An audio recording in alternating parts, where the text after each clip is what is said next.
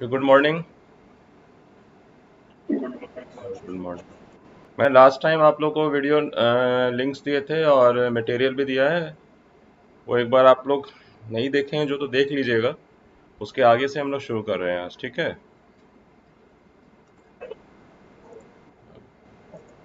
Yes.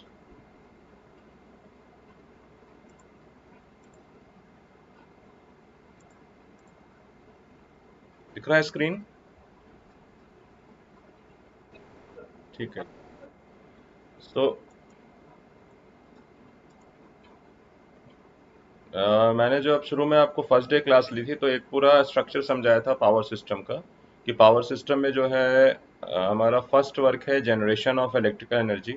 Generation करने के बाद जो है हम using transformer voltage step up करके ट्रांसमिशन लाइन के थ्रू जहाँ भी लेके जाना है डिस्टेंट एरिया में वहाँ उसको लेके जाते हैं।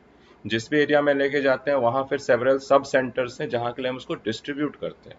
डिस्ट्रीब्यूट करने के बाद हमारे पास अलग अलग तरह के कंज्यूमर्स हो सकते हैं। डोमेस्टिक कंज्यूमर्स हो सकते हैं और हमारे पास जो है वो रेजिडेंशियल कंज्यूमर हो सकते हैं, कॉमर्शियल बिल्डिंग्स हो सकती है। ठीक है, इंडस्ट्री का मतलब है कोई फैक्ट्री चल रही है। कॉमर्शियल बिल्डिंग का मतलब है कि कोई मैन्युफैक्चरिंग वगैरह के अलावा कोई सर्विसेज बिल्डिंग हो सकती है।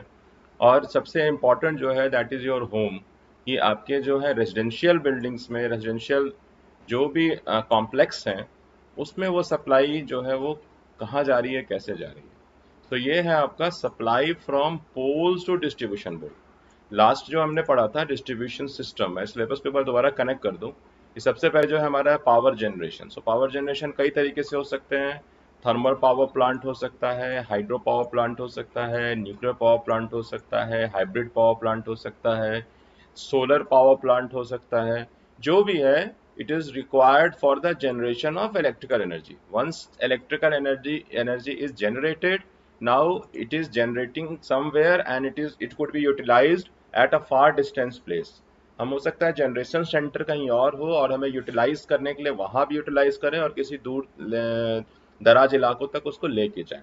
सो हम क्या करेंगे, ट्रांसमिशन लाइन वायर्स के थ्रू उस एनर्जी को ट्रांसफर करेंगे। जैसे आप पानी को पाइपलाइंस के थ्रू ट्रांसफर करते हैं, है ना, उसी तरह से हम इलेक्ट्रिकल एनर्जी को वायर के थ्रू ट्रांसमिट कर रहे हैं।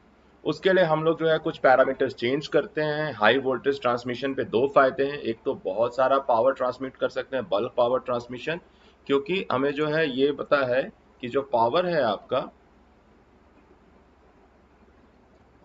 वो होता है आपका V इंटू आई। सो पावर जो है वो प्रोपोर्शनल टू है V। सो जितना ज्यादा V आप रखेंगे उतना ज्यादा पावर ट्रांसमिट कर सकते हैं। तो पावर ट्रांसमिट कितना करना है ये डिपेंड करेगा कि पावर डिमांड कितना है। अगर पावर डिमांड नहीं है तो पावर सप्लाई हम ज्यादा नहीं रखेंगे। तो जो पावर हम जनरेट कर रहे हैं वो प्रोपोर्शनल टू है पावर क्या डिमांड हो रहा है। ठीक है। सो पहला काम ये। दूसरा, अगर हम कहते हैं कि जो हीट लॉस होता है that is your I square R T loss. तो जितना ज्यादा आई होगा उतना ज्यादा लॉसेस होंगे। तो अगर हम वोल्टेज ज्यादा कर देते हैं तो फॉर सेम पावर जो करंट है वो हाई वोल्टेज के कारण बहुत कम हो जाता है। तो दो बेनिफिट है हमारे पास high power high voltage transmission के। पहला है बल्क पावर ट्रांसमिशन, दूसरा है लॉसेस को रिड्यूस करना। ठीक है। अब इसके बाद जो है वो ये है कि हमने ट्रांसमिट तो कर दिया। अब ट्रांसमिशन तो मान लीजिए कि बहुत, सपोज करिए कि किसी किसी दिल्ली रीजन में 10,000 मेगावाट 10,000 वाट यानी या मान लीजिए 10 मेगावाट पावर आया। सपोज करिए अभी बिल्कुल शुरुआती समय, आज का समय नहीं है, 1960 का टाइम है। 10 मेगावाट बहुत बड़ा एनर्जी है। हमारे पास आ गया दिल्ली रीजन में 10 मेगावाट ना, वो एक बल्क सेंटर पे आ गया। वहां से क्या करेंगे, फिर हम पावर को डिस्ट्रीब्यूट करेंगे, क्योंकि हमारे पास 5 डिस्ट्रिक्ट थे या 6 डिस्ट्रिक्ट थे, आज के डेट में 9 डिस्ट्रिक्ट हैं। तो हमें 9 डिस्ट्रिक्ट में उसको डिस्ट्रीब्यूट करना है। तो जो मेन डिस्ट्रीब्यूशन जो सेंटर होगा वहां से सब सेंटर में जाएंगे, है ना। जैसे कि आपके मिल के बूथ होते हैं वैसे ही, जैसे आपके टाटा पावर के जो स्टेशन हैं, सब स्टेशन हैं, उस तरह से। सो वहां पहुंच गए तो that is distribution of energy. तो हमें क्या चाहिए होगा, हमें जो है पोल्स चाहिए होंगे। ट्रांसमिशन के लिए भी चाहिए होंगे, डिस्ट्रीब्यूशन के पोल्स वगैरह अलग तरह के हो जाएंगे। किस तरह का ट्रांसमिशन करेंगे, तो 3 फेज डिस्ट्रीब्यूशन करेंगे या ट्रांसमिशन करेंगे। और यूटिलाइजेशन पे जब आएंगे तो हम कैसे यूज कर रहे हैं, हम यूज कर रहे हैं सिंगल फेज अपने घरों में। तो ये जो चैप्टर है आपका supply from poles to distribution system, यानी कि हमारे जो पोल्स हमारे घर के बगल में, वहां से हमारे घर तक कैसे बिजली आई। तो इसके लिए जो मैंने नोट शेयर किया है आपको, ये chapter 7, supply from poles to distribution system. So this is the arrangement of supply system from pole to distribution board. First thing is this कि ये जो स्ट्रक्चर है क्या है। तो सप्लाई सिस्टम जो है वहां से आपके पोल तक आ गया। ये जो पोल्स हैं आप देखे होंगे, ये पोल्स आपके सड़क के किनारे देखते होंगे, इस तरह के पोल्स होते हैं। तो ये किसके पोल हैं? ये डिस्ट्रीब्यूशन सिस्टम के पोल्स हैं। ट्रांसमिशन सिस्टम के पोल्स मैंने आपको पहले दिखा चुके हैं, जो लैटिस पोल होते हैं, है ना, बड़े बड़े जो ट्रस वाले पोल्स होते हैं, दैट आर फॉर ट्रांसमिशन, वहां से डिस्ट्रीब्यूशन नहीं करते हैं। डिस्ट्रीब्यूशन के पोल्स आपके जो हैं ये आ रहे हैं। अब इस डिस्ट्रीब्यूशन पोल्स में जो वायर हैं, वहां से किसी एक इंडिविजुअल होम को अगर हमें सप्लाई देनी है, तो that wire will be known as service mains. वो जो वायर है उसको हम कह रहे हैं, ये जो वायर है, this is your service line. ठीक है। उसके बाद क्या है कि मान लीजिए ये एक ब्रैकेट बनाया गया है। सपोज करिए कि मैंने वायर को लाया घर के अंदर और ऐसे पाइप बनाया हुआ है मैंने चैनल, और यहाँ लेके आ गया घर के अंदर ऐसे। ये मेरा घर है, घर के अंदर आ गया, ये वॉल था मान लीजिए। अब क्या होगा, जब बारिश होगी तो ये क्या होगा, पानी इसमें भी आ सकता है, ये पूरा वायर के थ्रू। तो हम क्या कर रहे हैं, इस चीज को रोकने के लिए ये सिस्टम बना रहे हैं ताकि पानी जो है वो इस तरफ निकल आए। ठीक है। तो इसके बाद क्या है आपका कि कनेक्शन पॉइंट, ये एक एक एक कारण मैंने बता दिया इस तरह का अरेंजमेंट का। अब क्या हो रहा है आपका कि इसके बाद ये जो स्ट्रक्चर है डायग्राम, ठीक है, इसके बाद क्या हो रहा है, आपके जो है वो फ्यूज लगाए गए हमने, ओवरलोड फ्यूज। क्योंकि अगर भाई सबसे पहले हम प्रोटेक्ट करेंगे, तो मीटर है, मीटर के बाद जो है वो फ्यूज है या एमसीबी है। ठीक है। और इसके बाद आपका जो है वो मीटरिंग इंस्टॉलेशन है। सो ये आपका जो है एक जनरल फिगर हो गया। अब इसको अगर हम थोड़ा सा डायग्राम में देखेंगे, तो ये इस तरह का डायग्राम आपको मैंने पहले भी बताया था। अभी यहाँ पे जो इसका कॉन्टेक्स्ट चेंज कर रहे हैं हम, इसको हम देख रहे हैं सप्लाई पोल्स से समझने की कोशिश कर रहे हैं। सो ये जो आपका देख रहे हैं स्ट्रक्चर, ये सप्लाई पोल्स है। दिस इज योर सप्लाई पोल जो आपके घरों के पास है। अब यहाँ से दो जो जो आपका सर्विस मेन आया, सर्विस मेन्स के अंदर में दो तार हैं। ठीक है। एक है फेज और एक है न्यूट्रल। ये कहाँ से आ रहे हैं, जो सप्लाई पोल्स हैं उसमें तीन चार तारें आ रही हैं। आर है, वाई है, बी है और न्यूट्रल है। तीन फेज है, एक न्यूट्रल। तो हमने क्या किया, एक फेज ले लिया और एक न्यूट्रल ले लिया। तो जिस केबल से लेके आ रहे हैं that will be known as service mains. तो सर्विस मेन्स जो है, केबल कई तरह की होती हैं, single core, two core, three core. जैसे कि आप देखते हैं कि एक केबल है और इसके अंदर से एक वायर निकल के आ रहा है। हाँ, आपने, हाँ हाँ, आपने आपने पढ़ा होगा वर्कशॉप वगैरह में भी। सो इसको क्या हम लोग बोलते हैं, इसको हम लोग बोलते हैं सिंगल कोर। सिंगल कोर, छोटी छोटी टर्मिनोलॉजी है, सिलेबस के हिसाब से नहीं है, लेकिन हाँ डे टू डे लाइफ में आपको अगर मालूम है तो अच्छी बात है। Core means what, centre part. So ये क्या है, इंसुलेशन है, रबड़ इंसुलेशन है या और एडवांस प्लास्टिक इंसुलेशन है, पीवीसी आपने सुना होगा, है ना। इंसुलेशन है। इंसुलेशन कई तरह के हो सकते हैं। इंसुलेशन जो है वो रबड़ इंसुलेशन हो सकते हैं। इंसुलेशन जो है वो पॉलीविनिल जो क्लोराइड होता है, पीवीसी इंसुलेशन हो सकते हैं, जिसको आप प्लास्टिक समझते हैं। इस तरह से करके, क्योंकि हमें जो है ये प्रोटेक्ट कर रहा है, हमें भी प्रोटेक्ट कर रहा है, वायर को प्रोटेक्ट कर रहा है। This is single core. अभी क्या है आपका कि डबल कोर भी हो सकता है कि दो वायर आ रहे हैं। ठीक है। अगर मैं कलर चेंज करूं, क्योंकि कलर कोड मैटर करता है।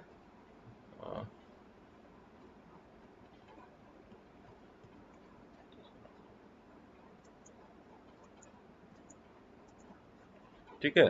सो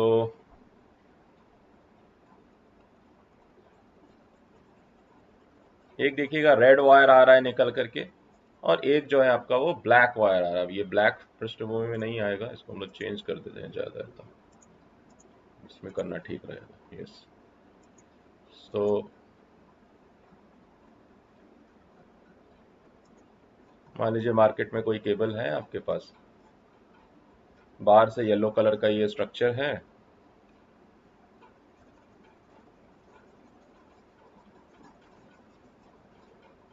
एंड फ्रॉम इनसाइड इसमें देख रहे हैं कि दो तरह के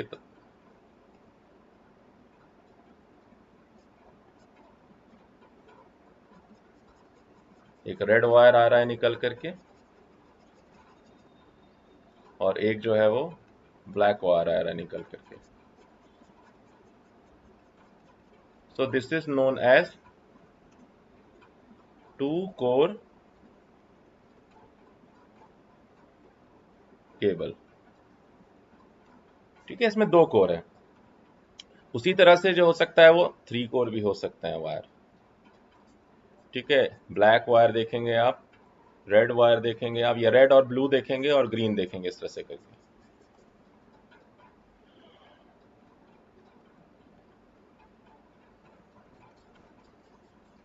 तो ये क्या क्या कहलाएंगे? Three core cable. उसी तरह से आपके केबल जो है वो फोर कोर भी हो सकते हैं, 3.5 कोर भी हो सकते हैं। 3.5 कोर में क्या होगा, तीन तो आपको जो है वो मैं ये क्रॉस सेक्शन दिखा रहा हूँ बड़े, तीन जो है वो आपके इक्वल हैं और एक जो है इसका हाफ कोर है। सो तीन जो होता है तीन फेज के लिए होता है, ठीक है, आर फेज के लिए, वाई फेज के लिए, बी फेज के लिए, और ये होता है न्यूट्रल वायर, तो न्यूट्रल होता है हाफ। सो ये हो गया 3.5 कोर केबल। ठीक है, और उसके बाद जो आता है वो आता है जिसमें कि सारे के सारे बराबर होंगे अगर, तो उसको कहते हैं फोर कोर केबल। तो अभी जो आपका सर्विस मेन घर में आ रहा है, मान लीजिए उसमें दो वायर है मिनिमम में, ठीक है, एक है रेड है एक है ब्लैक है। सो अब क्या है हमारा कि ये रेड और ब्लैक आ गया। सो आपका जो मीटर है उसमें दो सेक्शन है, एक जो है वो फेज का सेक्शन है, ठीक है, और एक जो है वो न्यूट्रल का सेक्शन है। सो एक लाइव वायर जिसको आप बोलते हैं, ये फेज है, देख रहे हैं ये फेज है, दूसरा जो है वे न्यूट्रल है। फेज आ गया, न्यूट्रल आ गया। अब ये मीटर से होते हुए फिर ये जो रेड वाली वायर है फेज है, ब्लैक वाली जो है वो ये कोड है। ये ध्यान रखना है कि जब हम रेड तार बोलते हैं तो फेज होता है। लगाना भी ऐसे ही चाहिए। आपके घर में अगर कोई आके काम करता है मैकेनिक, तो आप उसको जरूर बोलिए इलेक्ट्रिशियन को कि आप कोड में खराब मत करो, है ना, आप रेड वायर यूज करो, क्योंकि जब वो आते हैं तो कहेंगे ठीक है कोई भी कहीं लगा दो। बट कलर कोड इसलिए कि हम शुरू से देख के पहचान सकते हैं कि भाई कौन सा जो है वो रेड फेज है और कौन सा जो है न्यूट्रल है। सो ये आपका हो गया। अब ये जो आपका है that is double pole MCB, है ना।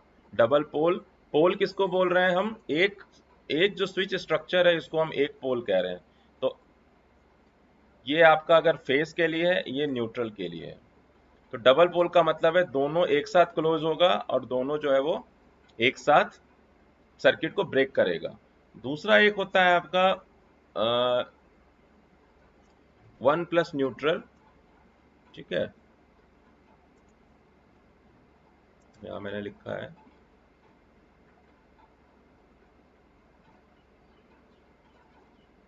Yes, one plus N pole and DP. दोनों में अंतर समझा देता हूं कि हमें वन प्लस एन से अच्छा डीपी क्यों लगाना बेहतर है। यहाँ आप जो है जज कर सकते हैं। ये देख रहे हैं, ये एक सिंबल है, ठीक है, ये सिंबल देख रहे हैं आप लोग। हाँ, सो बेसिकली क्या है, आपके जो एमसीबी में सिंबल बना होता है थोड़ा सा अलग होता है, ऐसे करके थोड़ा बिजली का सिंबल बना होता है इस तरह से करके। So what this shows either over current overload और अ शॉर्ट सर्किट कंडीशन। सो ये बोलता है कि जब बहुत ज्यादा अमाउंट ऑफ करंट आएगा तो ये ऑटोमेटिकली जो है वो ब्रेक कर जाएगा। कौन सा ब्रेक कर जाएगा, जिसमें कि ये वाला साइन होगा।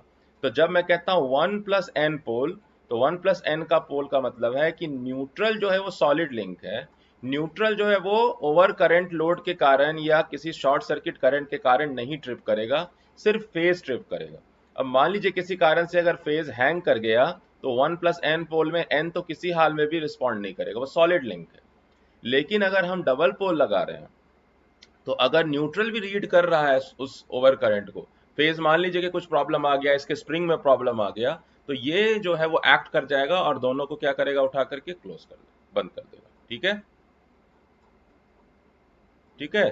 सो हमें ये कोशिश करना चाहिए कि हम डबल, हाँ, हम जो है हमेशा डबल पोल लगाने की कोशिश करें, क्योंकि खास तौर पे जो हैवी लोड है, मान लीजिए कोई गीजर अगर लोड है, तो कोशिश ये होनी चाहिए कि न्यूट्रल और फेज दोनों ही से डिटैच हो जाए सिस्टम। जब आप यूज करते हैं गीजर को, तो आप जब कट करते हैं पावर को, क्योंकि मान लीजिए कि ये गीजर है, देखिए इसको हर चीज को प्रोटेक्शन के कॉन्सेप्ट से समझिएगा, जितने भी चीजें ये डिवाइसेस हैं, स्विचेस नहीं है सिंपल, तो ये प्रोटेक्शन को ध्यान में रख करके बनाए गए।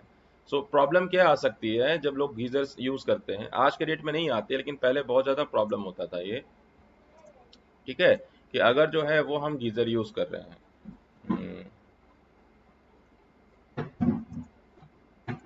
अगर मान लीजिए कि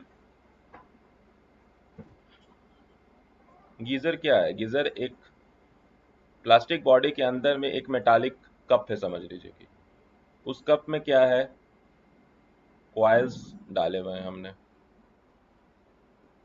सप्लाई के, और उसको हमने जो है वो इनक्लोज कर दिया है किसी इंसुलेटिंग मटेरियल से या आपके जो है स्टील मटेरियल से, ताकि जो है वो डायरेक्ट कांटेक्ट में नहीं है। अब ये आपका प्लस है, ये माइनस है, पानी गर्म हो रहा है, सप्लाई आ रही है, आपने क्या कर रखा है, अगर आपने डबल पोल लगा रखा है, ठीक है, अमूमन क्या करना चाहिए, जब भी हम यूज करें गीजर को, हमें सप्लाई को कट कर देना चाहिए। अगर आपने डबल पोल नहीं लगा रखा है, आपने क्या किया है, सिंगल, देखेंगे कई जगह क्या होता है, सिर्फ एक एक ये लगा रहता है स्विच, ठीक है ना, तो आपने क्या किया, एक, तो जब आपने इसको ओपन कर दिया, अब आपके हिसाब से तो ये सप्लाई बंद हो गई। लेकिन अगर किसी कारण से कोई फेज वायर किसी न्यूट्रल में टच कर जाए, तो ये सप्लाई इसमें एग्जिस्ट कर रही है, चाहे वो गर्म हो रहा ना हो। और अगर मान लीजिए कि ये वायर कहीं टूट के कहीं सट जाए इस मेटालिक बॉडी में, है ना, तो क्या होगा कि ये जो पानी आ रहा है, क्या मिलेगा आपको नहाते समय इसमें से, करंट मिलेगा। सो इलेक्ट्रिक शॉक हो जाएगा। सो आप, बेहतर है कि जो भी हैवी लोड है, एसी है वगैरह, सभी के लिए डबल पोल यूज करिए। और जब आप गीजर को यूज कर रहे हैं तो आप हमेशा जो है इसको कट कर दीजिए। पानी गर्म हो गया है, अगर सफिशिएंट है 1 पर्सन के लिए, तो उसको कट कर दीजिए, तब यूज करिए। हालांकि अभी जनरल यूज में क्या होता है, लोग चलता रहता है, ऑन रहता है, यूज कर लेते हैं, क्योंकि अभी इतना प्रोटेक्ट कर दिया गया है, ठीक है, नहीं होगा, बट स्टिल सेफ्टी से बड़ा चीज कुछ भी नहीं है। कोई भी डिजाइन अगर फेल हो सकता है ओवर यूज करने से। अभी अभी क्या होता है कि इसमें नॉब बना होता है, नॉब में जो होता है वो मैक्सिमम एक लिखा होता है और एक मिनिमम होता है। आप लोगों के घर में कहाँ पे पोजीशन है इसका, मैक्सिमम पे है या मिनिमम पे है या बीच में कहीं पे है, ध्यान दिया आप लोगों ने? There is a setting on the geyser, किसी ने ध्यान दिया है? देयर आर टू पोजीशन, एक मैक्स होता है, एक मिनिमम होता है। इट इज एडवाइजेबल कि आप, हम कभी भी मैक्सिमम पे मत रखिए, 70% और मैक्सिमम पे रखिए, जानते हैं आप लोग ये? आपको 70% के आसपास रखना चाहिए, क्योंकि आपने इनर्शिया पढ़ा है ना, व्हाट इज इनर्शिया? हाँ, inertia of mass, what is inertia, क्या है इनर्शिया? नहीं, MV is momentum, MV is momentum.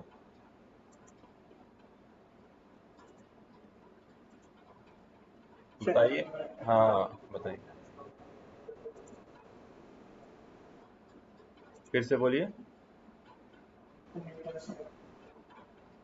नहीं, मैं इनर्शिया की बात कर रहा हूँ, न्यूटन लॉ की तो बात ही नहीं कर रहा हूँ।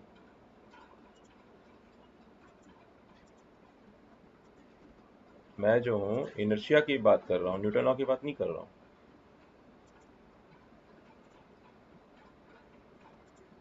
देखिए, बिल्कुल फंडामेंटल्स है मैकेनिक्स का, जरूर आप लोग जानिए, है ना, ठीक है। इनर्ट मन समझते हैं, you understand inert? Inert gases पढ़ा है आपने? क्या होता है इनर्ट का मतलब? जी जी बताइए। हम्म। हम्म।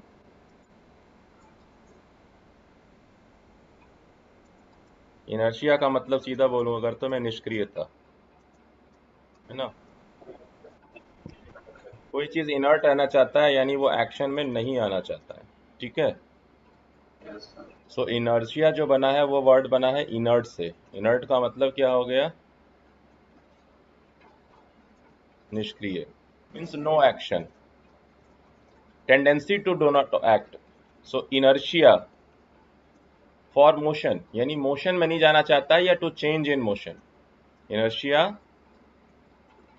न्यूटन का लॉ इसी से रिलेटेड है कि कोई बॉडी, हाँ फर्स्ट लॉ से नहीं सभी से, हाँ कोई बॉडी अपने उसी स्टेट ऑफ रेस्ट या मोशन में रहती है।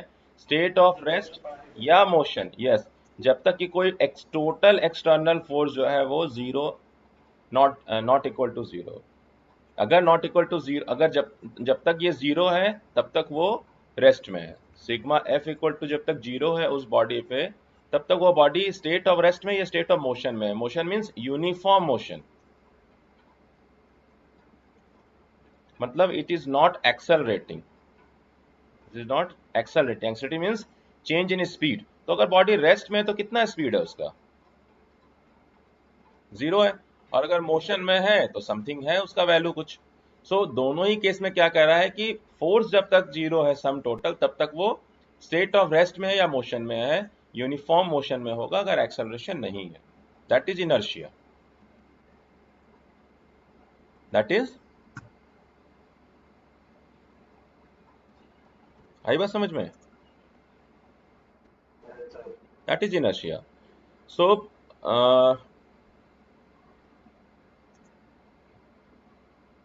what I why I told you this? Yes. So I am talking about, this was mechanical inertia. Now I am talking about thermal inertia. अगर मान लीजिए कि आप पानी गर्म कर रहे हैं,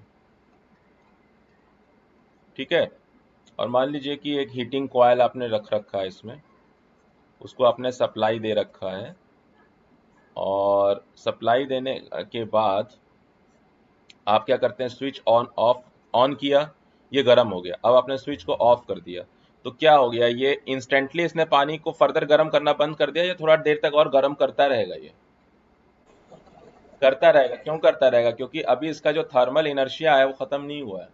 सो the keep the ball rolling. So अभी जो है जब तक वो सारा डिसिपेट नहीं होगा, यूटिलाइज नहीं होगा, ये तब तक थोड़ा देर तक अभी गर्म रहेगा। सो that is your like inertia. तो इसका मतलब है कि आप अगर मैक्सिमम पे कर रहे हैं, है ना, तो आपका जो कॉयल है वो जल्दी खराब होगा। लेकिन आप मैक्सिमम से थोड़ा कम परसेंटेज पे रख रहे हैं, मान लीजिए आपने 70% पे रखा। 70% का मतलब है कि भाई 50 डिग्री सेल्सियस तक पानी आएगा, उसका कट ऑफ हो जाएगा। कट ऑफ मतलब स्विच ऑफ हो जाएगा। लेकिन अगर आप पानी कह रहे हैं कि मेरा जब मैं 70% के नॉब पे रखूंगा, पानी का टेम्परेचर गर्म होके 50 डिग्री सेल्सियस हो गया, लेकिन आपने यहाँ कट कर दिया। कट करने के बाद भी क्या है, पानी अभी फर्दर और 10 डिग्री 20 डिग्री तक हो सकता है कि गर्म हो, है ना। उसके बाद जब आपका ये जो है निकल जाएगा स्विच, फिर तो वापस थर्मोस्टेट इसको ऑन करेगा। ऑन करने के बाद फिर जो है ये फर्दर, तो ये क्या होगा कि ये ऑसिलेट करता रहेगा टेम्परेचर जो है इस वैल्यू से 50 से 60 के बीच में, 50-60 के बीच में। लेकिन जब इसको हाई टेम्परेचर पे कर देंगे आप, ठीक है, तो उसके बाद क्या होगा, कॉयल आपका जो है वो ओवर यूज हो रहा है, और ये ऑसिलेशन जो है वो कम रहेगा, और वो लगातार जो है आपका आई स्क्वायर आर के कारण कॉयल जो है वो जल्दी बर्न आउट होगा, ठीक है। सो डबल पोल की बात करना चाह रहा था मैं कि why double pole. Double pole क्या करता है कि दो फायदा देता है आपका, कि एक तो क्या है कि आप जो कट करेंगे तो दोनों ही कट हो जाएगा, यानी पूरा सिस्टम आइसोलेट हो गया। सो इलेक्ट्रिसिटी में अगर आप यूज कर रहे हैं किसी सिस्टम को, तो बेटर है आप उसको कंप्लीट आइसोलेट कर लें या फुल प्रोटेक्शन से यूज करें। तो यहाँ जो मैं कह रहा हूँ कि ये जो आपको फर्स्ट जो मेन स्विच है that is a double pole switch, ठीक है। डबल पोल के बाद क्या हुआ कि यहां से ये जो है आपका फेज निकला, ठीक है, ये मैंने लास्ट टाइम बताया था, आप लोगों को अच्छे से बताया था इसको मैंने, कि ये जो है आपका फेज वायर है या लाइव वायर आप जिसको कहते हैं, ये न्यूट्रल है।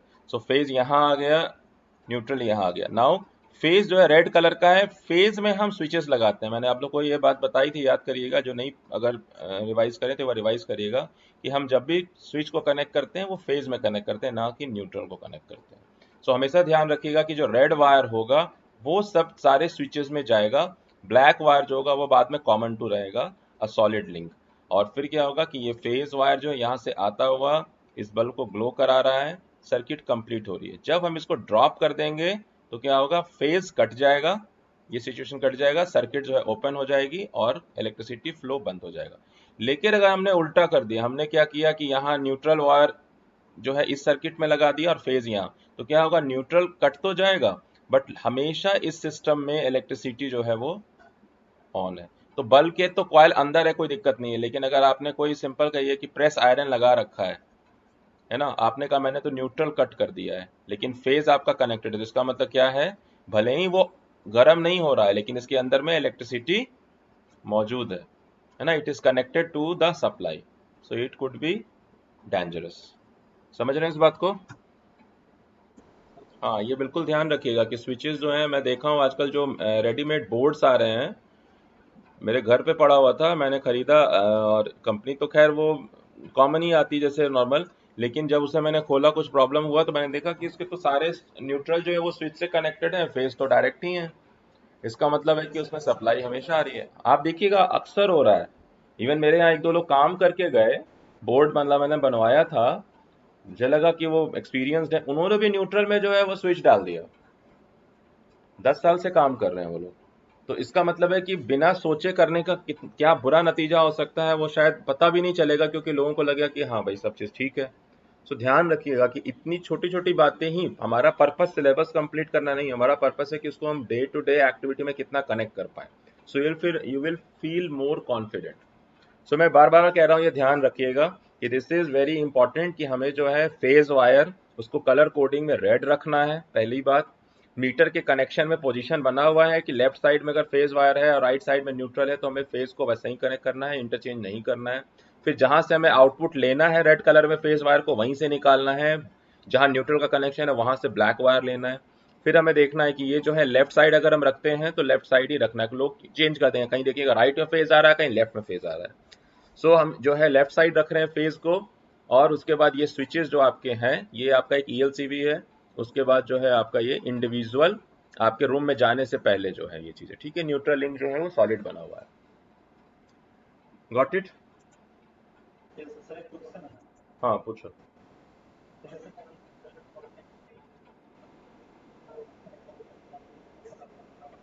जी हाँ। हाँ। हाँ। जी हाँ। हाँ, डिपेंड करेगा कि 32 एम्पियर के लिए जो है आपका 32 एम्पियर के ऊपर का लोड आ रहा है कि नहीं आ रहा है। देखिए, अगर मैं कह रहा हूँ कि मैंने MCB लगा दिया है, कहाँ लगा रहे हैं, मेन डिस्ट्रीब्यूशन बोर्ड में लगा रहे हैं ना, इसी में कह रहे हैं ना। आपने, मैं थोड़ा सा और अच्छे से इसको बनाऊं, थोड़ा शेप लेता हूँ। मान लीजिए कि मेरा ये मेन डिस्ट्रीब्यूशन बोर्ड है, ठीक है, ये मेरा जो है वो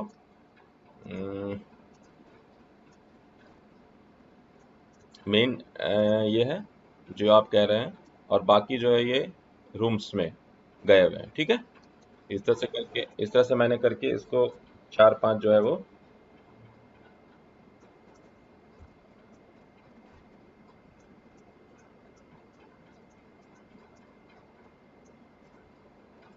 ठीक है।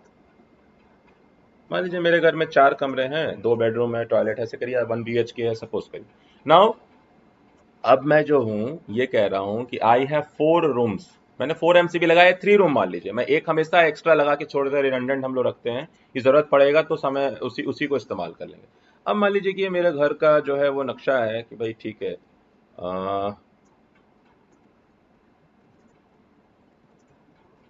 वन वन हॉल, ठीक है, 1 किचन एंड 1 टॉयलेट, ऐसे मान लिया हमने।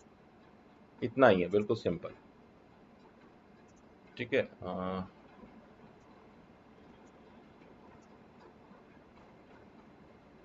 चलिए ये मेरा बालकोनी है और ये मेरा किचन है। चलिए मैंने रूम के वॉल को किचन से मिला लिया और टॉयलेट मैंने उधर कर दिया, थोड़ा सा जो मोर कंफर्टेबल है। सो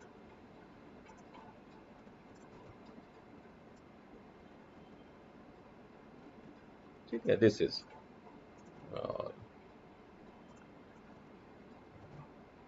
ये जो है मान लीजिए कि इसका डोर है, ये जो है मेरे टॉयलेट का इसका डोर है, ये किचन का डोर है और ये मेरी बालकोनी है। ठीक है, so this is the bedroom, this is kitchen and this is your toilet, this is your balcony. अब मान लीजिए कि मैंने एक जो एमसीबी है उसको लगा रखा है कि ये भाई बेडरूम के सप्लाई को कंट्रोल करेगा। ठीक है, दूसरा मैंने लगा रखा है कि ये किचन के सप्लाई को कंट्रोल करेगा, और तीसरा मैंने लगा रखा है कि ये टॉयलेट प्लस बालकोनी को।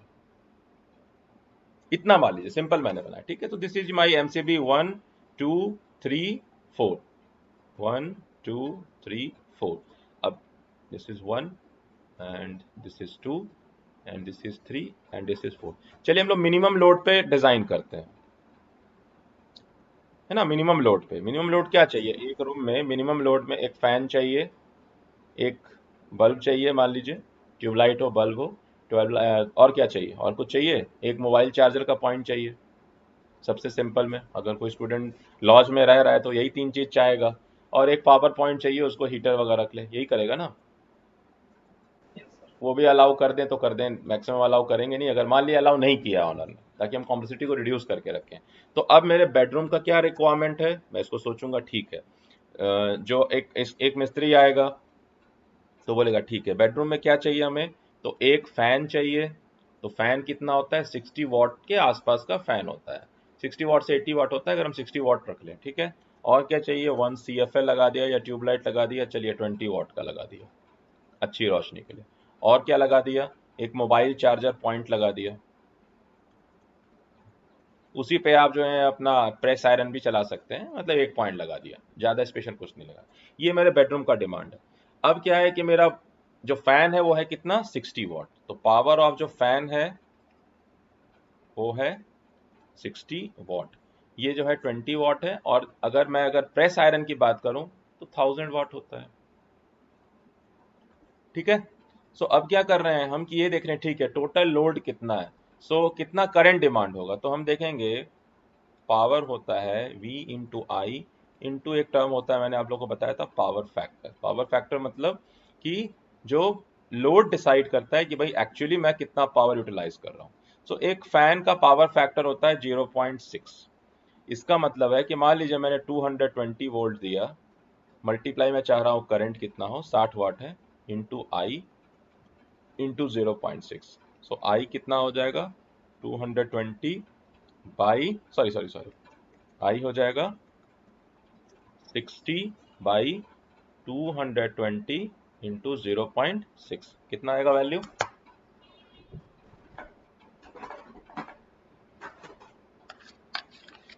ये आएगा 60 डिवीजन 220 इंटू 0.6।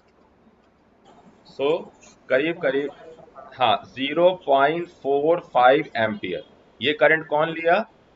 फैन ड्रॉ करेगा। अगर फुल स्पीड पे चलाएंगे तो कितना करंट ड्रॉ करेगा? 0.45 एम्पियर।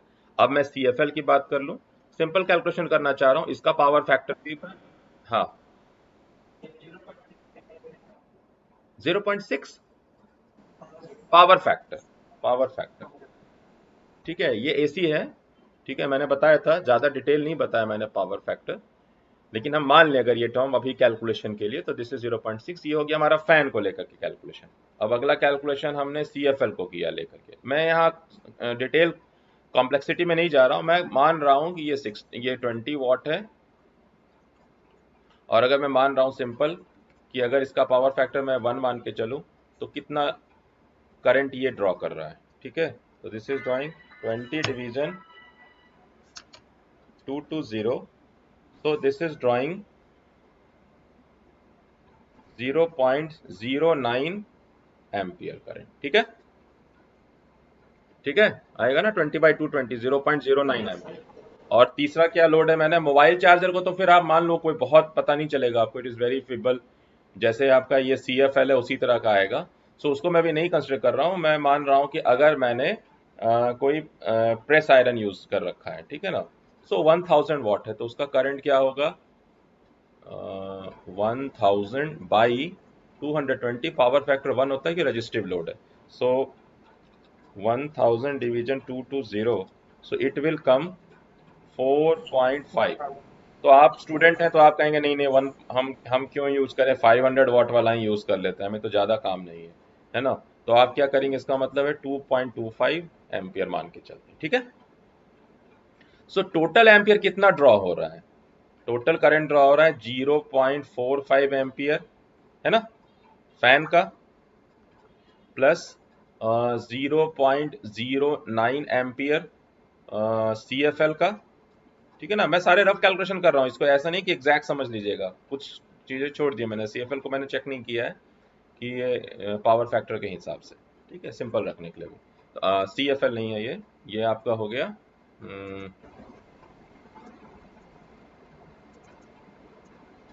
काम नहीं कर रहा है, ये कितना हो गया आपका, CFL नहीं है, ये आपका है heater iron.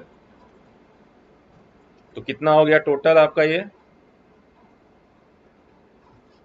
0.45 plus 0.09 plus 2.25, yes this is 2.79 ampere. So मुझे MCB कितना का चाहिए होगा उस रूम के लिए, उस रूम में जो टोटल करंट ड्रॉ होगा मेरे बेडरूम में, जिस डिस्ट्रीब्यूशन बोर्ड से, इस डिस्ट्रीब्यूशन बोर्ड से जो मैं सप्लाई इसको दूंगा, यहाँ आके इसके एक मेन डिस्ट्रीब्यूशन बोर्ड में ये फेज में लगाऊंगा, तो कितना करंट ड्रॉ होगा इसमें से 2.79 एम्पियर इन नॉर्मल कंडीशन, ठीक है। अब मैं मार्केट गया, मार्केट में है 2 एम्पियर, उसके बाद है 6 एम्पियर, तो मुझे कौन सा लेना पड़ेगा, 6 एम्पियर। तो मैंने यहाँ 6 एम्पियर का MCB लगा दिया, ठीक है, ठीक है। हाँ, अब दो कंडीशन है, अगर आप 1000 वॉट को यूज करोगे, आप सोचो अगर आपने 1000 वॉट का लोड यूज किया तो कितना करंट ड्रॉ होगा टोटल, 4.5 प्लस 0.45 प्लस 0.09 आ रहा है 5.04, चल जाएगा, ठीक है। अब केबल, हाँ, तो अब मुझे दो चीज देखना है, मैंने 6 एम्पियर इसका लिया है, मुझे वायर की भी देखनी होगी रेटिंग कि क्या वो मैक्सिमम 5 एम्पियर या 2.79 एम्पियर से कम ग्रेटर देन जो है उसकी कैपेसिटी हो, ठीक है। तो आप जो लगाते हैं मार्केट में वो प्रिज्यूम्ड है कि भाई इतना लोड के लिए ये आप देखेंगे, बोलेगा सर 1 mm का तार चल जाएगा क्रॉस सेक्शनल एरिया, या कोई बोलेगा 1.5 mm चल जाएगा, और कहेगा पावर सर्किट है, अगर आयरन वायरन लगा रहे हैं तो 4 mm का तार लगा देते हैं, सॉरी 2.5 mm का लगा देते हैं, बहुत ज्यादा है तो, ठीक है। ये क्रॉस सेक्शन एरिया की बात कर रहा है, डायमीटर की बात कर रहा है। सो अभी हम मान लेते हैं कि केबल में प्रॉब्लम नहीं है, तो हमने देखा क्या कि अगर हम हीटर को प्रेस आयरन को 1000 वॉट भी लगाएंगे तो 6 एम्पियर जो है वो उसको भी बेयर कर लेगा, ठीक है। अब आप क्या किए, बच्चे ने सोचा भाई बड़ी ठंड है, अब तो सितंबर अक्टूबर आ रहा है, मैं हीटर खरीद लेता हूँ। मार्केट में गया तो उसका एक दोस्त भी आ गया, या फिर किसी के पेरेंट्स आ गए, बोला 1000 वाट से तो काम हो जाएगा अक्टूबर नवंबर में, लेकिन दिसंबर में हो सकता है कि मुझे और बढ़ाना पड़े, तो उसने कहा मैं 1500 वाट का ले लेता हूँ, 1000 वाट चलाऊंगा रेगुलर, जब ज्यादा ठंड होगी तो 1500 वाट। अब उसने 1500 वाट अगर ले लिया तो कितना करंट ड्रॉ करेगा जब इसको चलाएगा, तो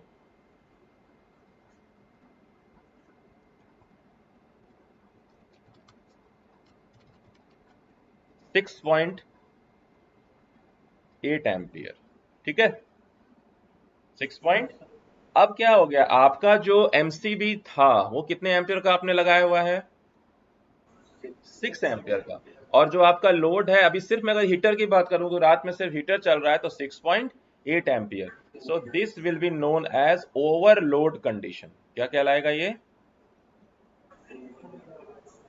ओवरलोड कंडीशन, क्योंकि ये जो है ग्रेटर देन 6 एम्पेयर हो गया, तो उस समय क्या होगा, जो आपके एमसीबी है उसके अंदर जो कंडक्टिंग, हाँ, जो कंडक्टर्स होंगे, वो क्या हो रहा है, अब ज्यादा करंट। तो हम जो कहते हैं कि भाई 6 एम्पेयर का मतलब क्या है, हम आई स्क्वायर आर लॉस को चेक कर रहे होते हैं कि भाई ठीक है, इतना हीट पे ये बर्न नहीं करेगा, आपने हीट बढ़ा दिया, आपने आंच बढ़ा दी, तो क्या होगा, स्लोली स्लोली ये बर्न होगा। क्योंकि ओवरलोड कंडीशन है तो क्या होगा, स्लोली स्लोली बर्न होगा। ठीक है, फिर क्या आप कहेंगे, ऊपर से जो आपका स्विच है वो या तो बिल्कुल लग रहा है प्लास्टिक अगर है तो गल रहा है। ठीक है, सो हमारा क्या हो गया, आवाज आ रही है? ओके, सो ये क्या हो गया, ओवरलोड कंडीशन। तो स्लोली स्लोली क्या होगा कि वो डार्क ब्लैक हो जाएगा, है ना, कार्बन उस पे आ जाएगा। और हो सकता है कई बार क्या होता है, अगर आपका प्लग है तो वो हो सकता है बिल्कुल ही आपको लगे कि ये प्लास्टिक जो है वो मेल्ट हो रहा है ना। ठीक है, या आप देखेंगे कि जो आपके प्लग्स होते हैं वो जहाँ पे पिन निकले होते हैं, वो एरिया बिल्कुल काला हो जाएगा, जल जाएगा। ठीक है, सो वो कौन सा कंडीशन है, ओवरलोड कंडीशन, पहली बात। दूसरा कौन सा कंडीशन है, हाँ, एक बार आप देखना, 10 एम्पियर की आती है, 20 एम्पियर की आती है, 30 एम्पियर की आती है, 40 एम्पियर की आती है ना। आप एक बार अपने एमडीबी बोर्ड को देखना, या सिर्फ आप मार्केट में जाके पूछना कि कितनी की आती है। ये सारी आती हैं जो आपके घरों में यूज हो रही है। ठीक है, उसके अलावा 100 एम्पियर की भी आएंगी, वो एमसी नहीं बोलते हैं, आप सर्किट ब्रेकर बोलते हैं बड़े वाले, है ना। 200 एम्पियर की, 800 एम्पियर की को एयर सर्किट ब्रेकर बोलते हैं, है ना। 1600 एम्पियर वाले को मोल्डेड केस सर्किट बोलते हैं। 1000, 2000, 3000 एम्पियर वाले को SF6 और वैक्यूम सर्किट ब्रेकर बोलते हैं। That is the rating of circuit breaker कि कितना ये नॉर्मल कंडीशन बियर करेगा, कितना ये ओवरलोड कंडीशन बियर करेगा, कितना ये शॉर्ट सर्किट कंडीशन बियर करेगा। ठीक है, सो आप देखिएगा कि जो आपको एमसीबी होता है,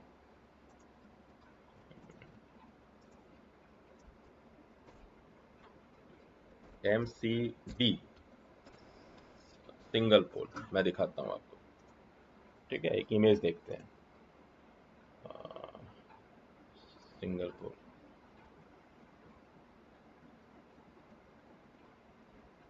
देखिए क्या लिखा हुआ है यहाँ, जरा सही है, ऑफ है, C32UNO, है ना, एंकर कंपनी का है।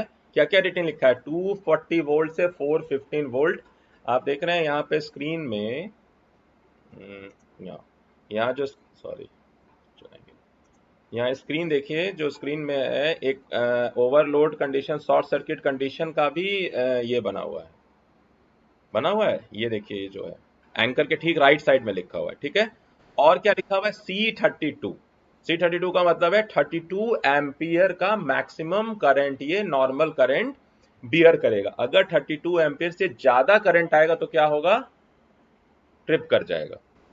ठीक है, ट्रिप कर जाएगा, हाँ। तो यहाँ हमने जो एक चीज कहा, उसको करेक्शन कर लें कि इस केस में जब 6.8 एम्पियर आएगा तो बर्न नहीं होगा, 6.8 एम्पियर पे क्या होगा, ट्रिप कर जाएगा, ओवरलोड कंडीशन है।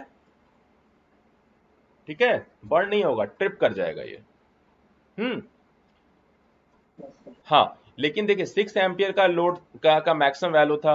अगर आप 2 एम्पियर पे चला रहे हैं, 3 एम्पियर पे चला रहे हैं, 4 एम्पियर पे चला रहे हैं, 5 एम्पियर पे चला रहे हैं, 5.5 एम्पियर पे चला रहे हैं, 5.8 एम्पियर पे चला रहे हैं, ये सारे अलग अलग कंडीशन है।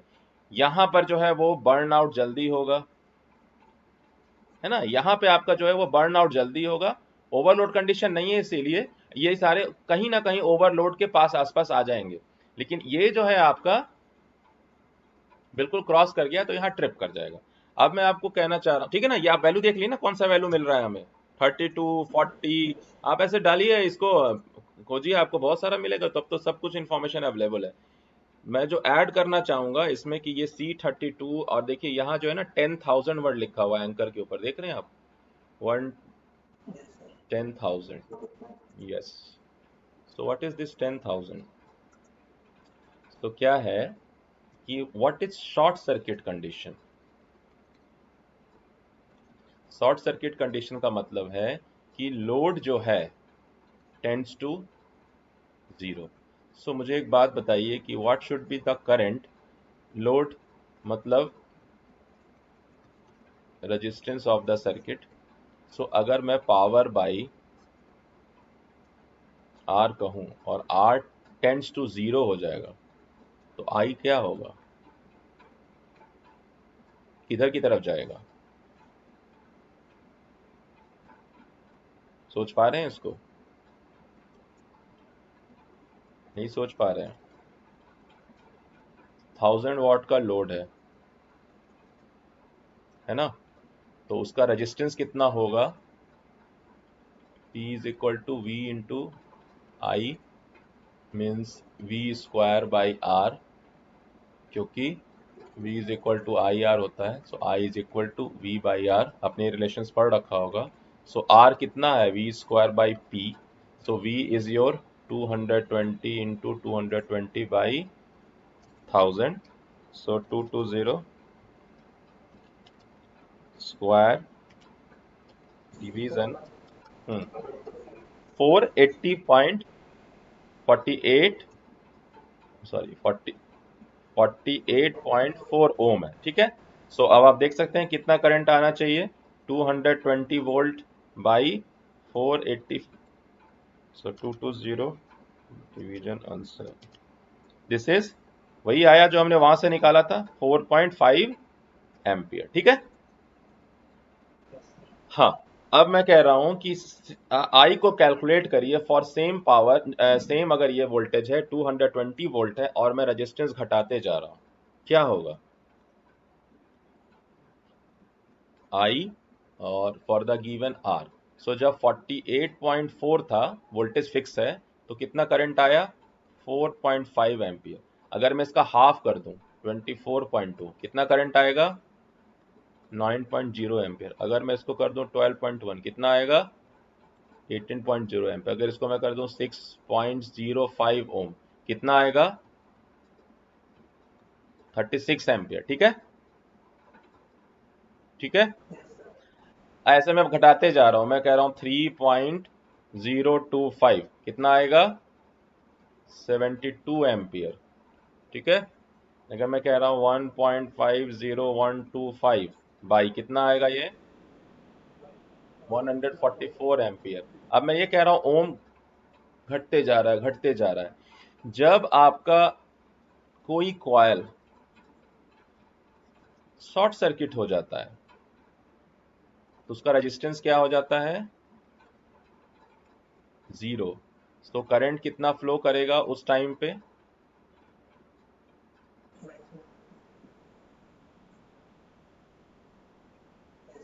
क्या होगा?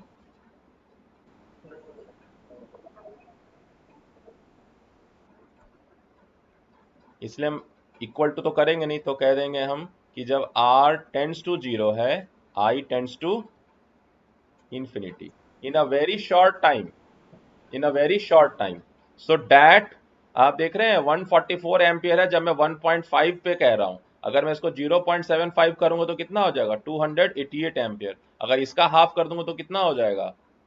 500 समथिंग हो जाएगा, है ना। सो मैं ये कह रहा हूं कि ये बहुत बड़ा करंट है, आपको मैं बता दूं, this is very big current. तो क्या हाल होगा आपके वायर का, क्या हाल होगा, या आपके जो है वो एमसीबी का क्या हाल होगा, स्विच का या वायर का क्या हाल होगा? 72 एम्पियर का करंट फ्लो करेगा जहां उसमें 2 एम्पियर की क्षमता है, आग लग जाएगी। तो क्या किया जाए? और ये तो बिल्कुल फ्रैक्शन ऑफ सेकेंड्स में होगा।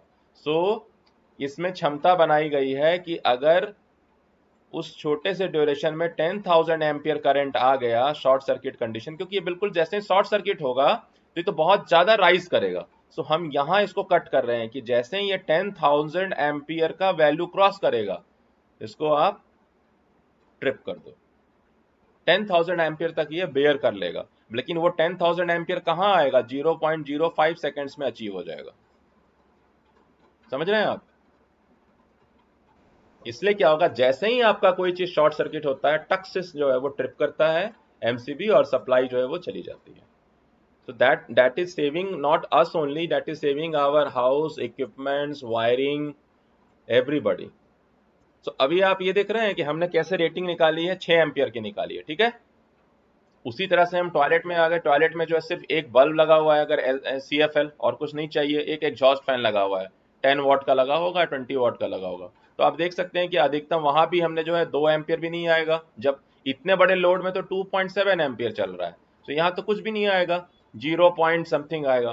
तो हम यहाँ 2 एम्पियर का भी लगा देंगे, ठीक है, ये सारा लाइट वाइट लगा के। और फिर किचन में है, अगर हमने हीटर का लोड लगा रखा है समथिंग, तो सारा कुछ करके हमने यहाँ मान लीजिए 10 एम्पियर लगा दिया, ठीक है।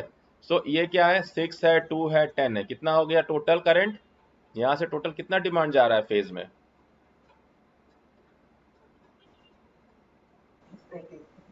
18 एम्पियर जा रहा है। तो आप यहाँ क्या करेंगे, आप थोड़ा सा ओवरलोड कंडीशन को लेके चलेंगे, आप कहेंगे ठीक है भाई यहाँ ना ऐसा करो 20 एम्पियर लगा दो या 30 एम्पियर लगा दो, ठीक है, ताकि तुरंत कोई चीज बर्न आउट नहीं हो जाए। आई बात समझ में? हाँ हाँ हाँ, ठीक है। मुझे बताइए कि बल्ब में शॉर्ट सर्किट होगा तो क्या होगा, बल्ब जाएगा या सप्लाई जाएगी? बल्ब, अब बल्ब में शॉर्ट सर्किट नहीं होता है, अगर आप इनकैंडिसेंट बल्ब देखेंगे तो ओपन सर्किट होता है। जो पहले के बल्ब आते थे वो तो ओपन सर्किट होता है ना। तो इससे पहले कुछ हो वही वही बर्न हो जाता है, इतना हल्का होता है कि वही डिवाइस बर्न हो जाएगा, है ना। तो जब तक हमारे पूरे सर्किट पे कोई असर नहीं हो रहा है, तब तक हमें इतना बड़ा दिक्कत नहीं है। फिर भी यूनिफॉर्मिटी के लिए क्या करते हैं आप देखिएगा, सारे 10 एम्पियर लगा देंगे, ठीक है। तो वही तो गड़बड़ होता है ना, आपने 10 एम्पियर लगा दिया है और आप यहाँ यूज कर रहे हैं 6। हाँ हाँ, तो बिल्कुल गलत लगाया है, फिर क्या होगा, फिर वायर जाएगा।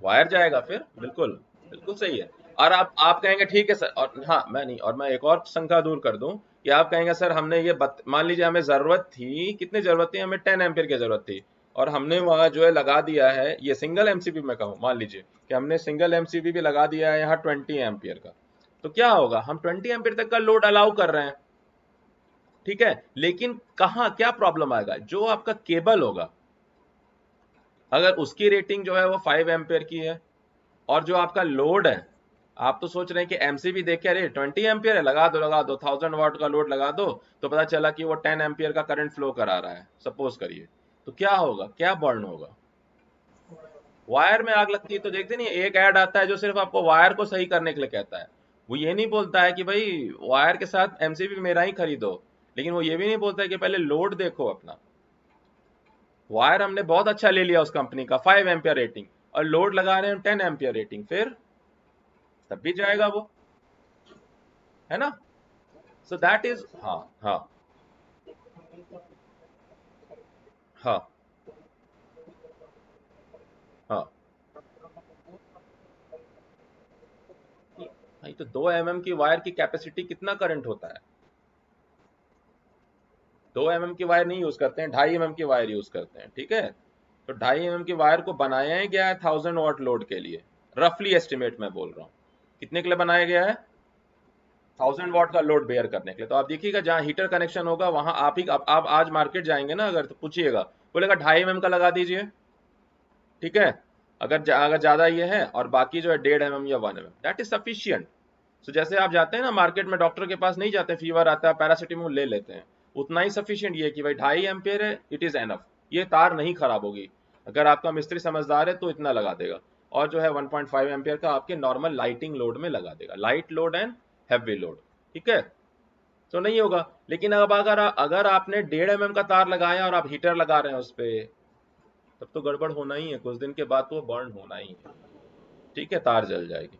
ये हमने 2.5 mm का मान लीजिए तार लगा दिया, और जहां हमने आउटलेट में लगाया है वहां 2-3 डिवाइस लगा दिए हैं, अरे 2.5 mm का लगा दिया और यहाँ से हीटर भी चला रहे हैं, ठीक है, यहाँ वॉशिंग मशीन भी चला रहे हैं, इधर डिश वॉशर भी चला रहे हैं, अब क्या होगा, स्लोली स्लोली स्लोली स्लोली देखिएगा कि ये जो है बर्न हो जाएगा, स्लोली स्लोली होगा, ठीक है। तो गड़बड़ वहां होती है जब हम रेटेड रेंज से बाहर आके काम करते हैं, नहीं तो नहीं होगा गड़बड़, इतनी जल्दी नहीं गड़बड़ होती, गड़बड़ तब होती है जब आपने लोड गलत लगाया है, या आपने वायर अच्छा यूज नहीं किया है, या आपने एमसीबी जो है वो ज्यादा रेटिंग का लगा रखा है। तो डेफिनेटली कुछ भी नहीं लगाना है हमें, है ना। आपको जो है साइकिल चलाना और आपने हाईवे बना दिया है, तो क्या फायदा है? ठीक है, it is of no use. तो जो भी होता है दैट इज द कैलकुलेशन। अब चूंकि क्या है कि रोजमर्रा के काम हो रहे हैं, कॉमन लोड है सबके यहाँ, एक एक एक सिंगल बेडरूम में एक जो है वो एसी पॉइंट है, एक जो है वो आपका मोबाइल चार्जिंग पॉइंट है, एक फैन है, एक लाइट है, काम खत्म। तो सबको पता है भाई इतना, इसलिए 10 एम्पियर लगा दो, 10 एम्पियर के बाद प्रॉब्लम नहीं आएगा, 7-8 एम्पियर तक लोड उठेगा अधिकतम। तो सबने 10 एम्पियर लगा दिया है। ठीक है, जो ना समझो कहेंगे 20 एम्पियर लगा दो।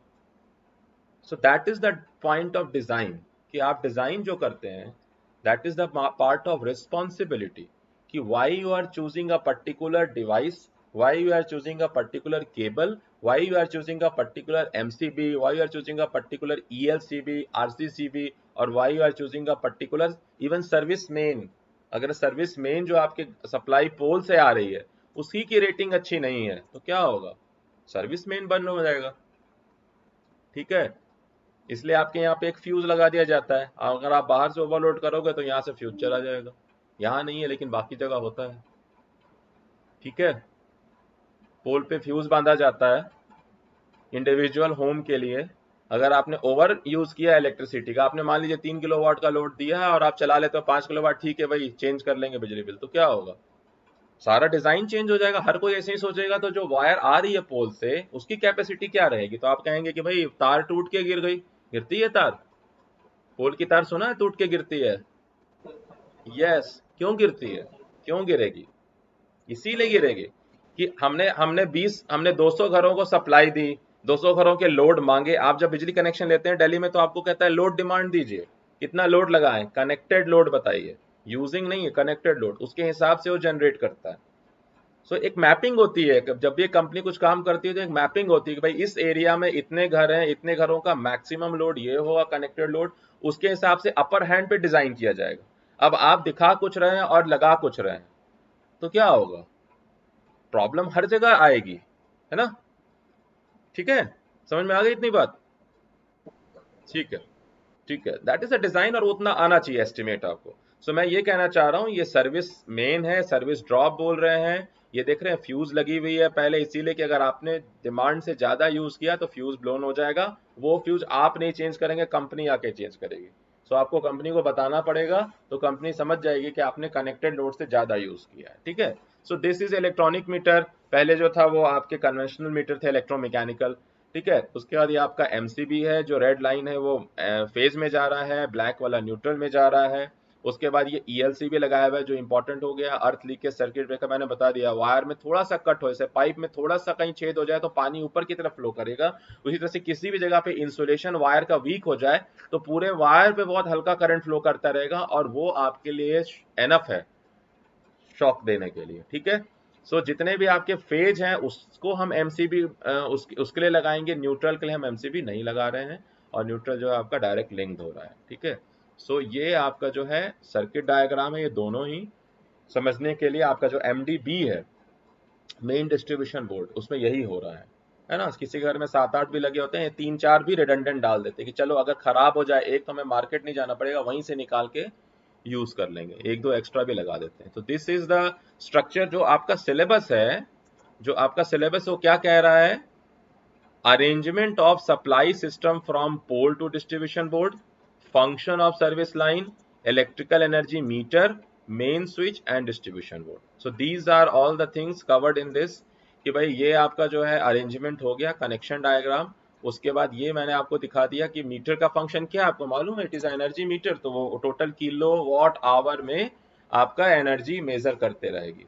और पोल का क्या काम है? वायर को कैरी करना है। एमसीबी, मेन एमसीबी का क्या काम है? कंप्लीट हाउस को अगर हमें कट करना है, आप घर से बाहर जा रहे हैं तो आप पूरा एमसीबी डाउन कर देंगे, या अगर आपको बहुत बड़ा फॉल्ट आ गया तो भी आप एमसीबी कट कर देंगे भाई, कि कहीं भी सप्लाई नहीं हो, फिर हम देखेंगे। मान लीजिए आपका मेन एमसीबी ट्रिप कर रहा है। सवाल कौन पूछ रहे थे? नाम नाम बता दीजिए। हाँ, अभिषेक। मान लीजिए कि आपके घर का मेन जो ये एमसीबी है, जो डबल पोल है, यही ट्रिप कर रहा है। इसका मतलब आपको ये नहीं पता है कि किस रूम से प्रॉब्लम आ रही है ना? सो आप उस समय कैसे उसको आइडेंटिफाई करेंगे? आप बाकी सारे छोटे जो एमसीबी है उसको भी ड्रॉप कर देंगे। अब आप क्या करेंगे? मेन एमसीबी को ऑन कर देंगे। ऑन करने के बाद आप क्या करेंगे, एक एक करके ऑन करेंगे, ऑफ करेंगे, ऑन करेंगे, ऑफ। आपको पता चल जाएगा किसको ऑन करने से एमसीबी ट्रिप किया, उस रूम में प्रॉब्लम है। ठीक है, अब उस रूम में जाएंगे, सारे लोड ऑफ कर देंगे और इस एमसीबी को ऑन कर देंगे सभी को, है ना। लोड में प्रॉब्लम है, अब आप वहां इंडिविजुअल लोड को ऑन करेंगे, ऑफ करेंगे, ऑन करेंगे, ऑफ करेंगे, जिससे ट्रिप करेगा वो एमसीबी, आपको समझ में आ जाएगा कि इस लोड में प्रॉब्लम है या इस सॉकेट में प्रॉब्लम है, इलेक्ट्रिकल आउटलेट में प्रॉब्लम है। So this is the way you can simply identify the problem, है ना। But I will not say or allow or advise you कि you open the board at your own, है ना। Better है you consult an electrician, क्योंकि you are not trained for that. Until unless you are not trained, you are not certified, don't do the things. Electricity is a very good servant but a very bad master. वो count नहीं करेगा आपकी गलती, है ना, वो छोड़ेगा नहीं। हाँ, ये समझ में आ गया। पहले कंप्लीट कर लेते हैं फिर सवाल ले लेंगे। ये समझ में आ गया कनेक्शन डायग्राम आपको विजुअलाइज करने के लिए, आपके पोल से आपके घरों तक कैसे आया। क्योंकि ये फॉरेन का डायग्राम है तो हमारे यहाँ सब कुछ मैच नहीं करेगा, ठीक है। दूसरा है ये एनर्जी मीटर है, आज के डेट में ये इलेक्ट्रॉनिक एनर्जी मीटर लगा हुआ है। आपको सिर्फ ये ध्यान रखना है फेज और न्यूट्रल का कनेक्शन कैसे होना चाहिए, ओके। हाँ, तीसरा आपका जो है वो उसको और एलोबरेट करके दिखा दिया गया है, इसी चीज को फ्यूज के साथ दिखा दिया गया। दो डायग्राम दिखा दिया गया है ताकि आपको थोड़ा सा पहले में अगर कुछ उलझन लगे तो आप दूसरे से भी इस चीज को समझ सकते हैं जो आपको कंफर्टेबल लगे। बोथ आर सेम, देखिए ना, सेकंड प्रेजेंटेशन लिखा है मैंने और फर्स्ट प्रेजेंटेशन लिखा है, तो both are explaining the same thing, not different things, ठीक है। इसके बाद जो है वो लाइन डायग्राम मैं बता रहा हूँ। लाइन डायग्राम आपको ऐसे नहीं पढ़ाना है, लेकिन इसको कहते हैं single line diagram. Single line diagram का मतलब क्या है कि हम हर एक पाथ को एक लाइन से दिखाते हैं। तो टॉप में आप देखेंगे,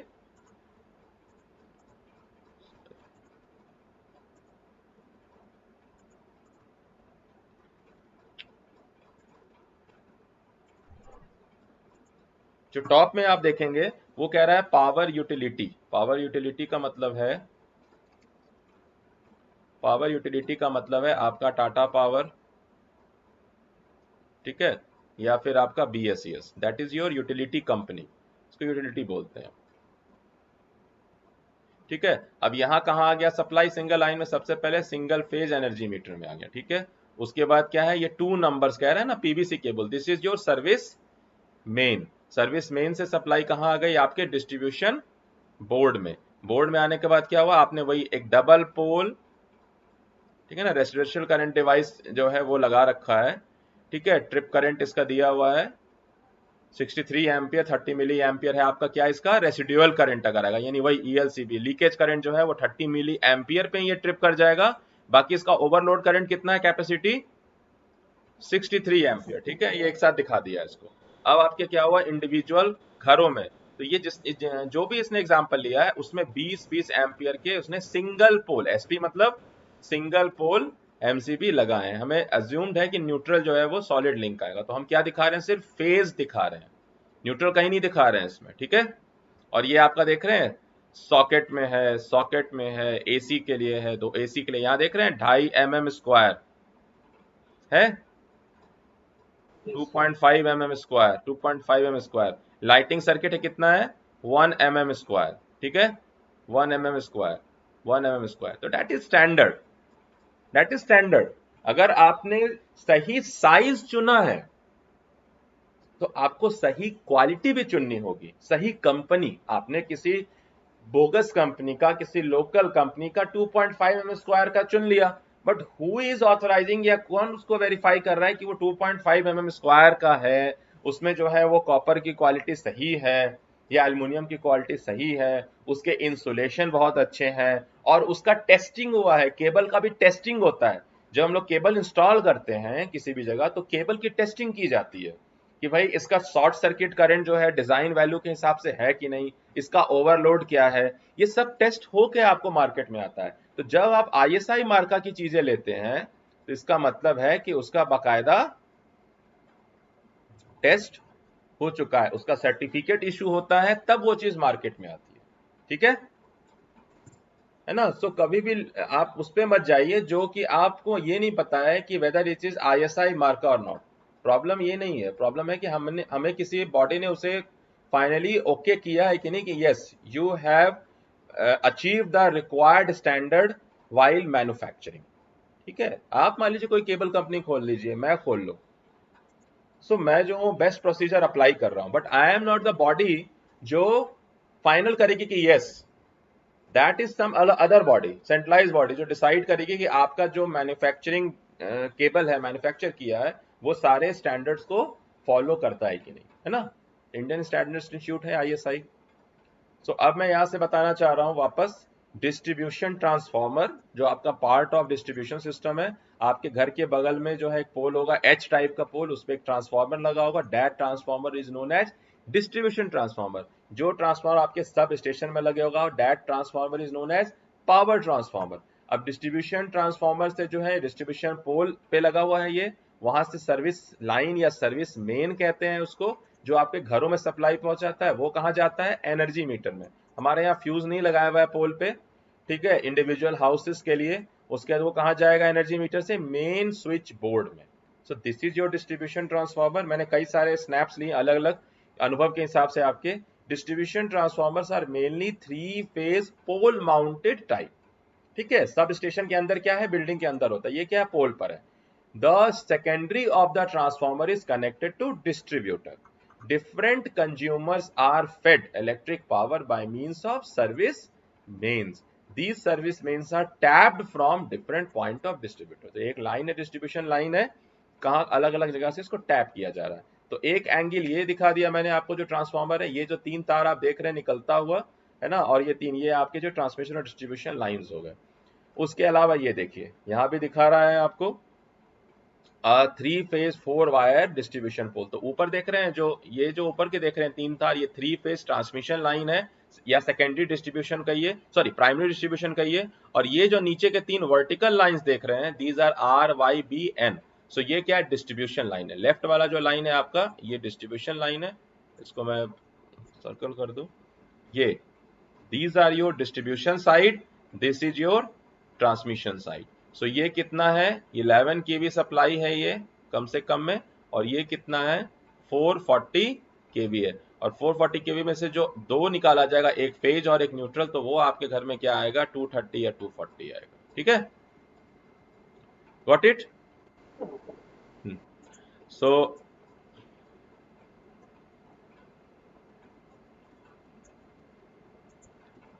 तो एक फिगर और शायद, in the typical scene pictured on the right, the 3 wires at the top of the poles are for 3 phase power. The 3 top wires, which are called primary conductor, carry most of the electricity on the pole. As you come down the utility pole, the next set of wire consists of secondary conductor.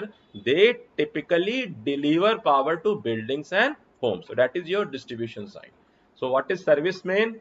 The normal cable which is connected between distributor and consumer load terminal is called service line or service main. In other words, the cable which has been connected to 11 kilovolt power line taken from step down transformer to get 3 phase or single phase supply is known as your service mains। ठीक है, 11 kilovolt power line नहीं कहना चाहिए, 440 की तरफ आ जाता है। ये कह रहा है वो ट्रांसफॉर्मर जो 11 किलोवोल्ट पावर लाइन से है, ये लाइन थोड़ा सही नहीं है, आप पहले लाइन को ही ध्यान दीजिए। ठीक है, this line is not completely correct, क्योंकि ये कह रहा है 11 किलोवोल्ट पावर लाइन से जो आ रहा है, नो दैट इज नॉट।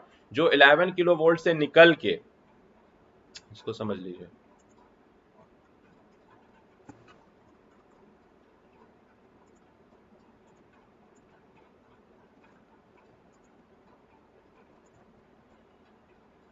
ये आपका पोल है, और somewhere on another pole there is a transformer। okay, some on other pole there is a transformer।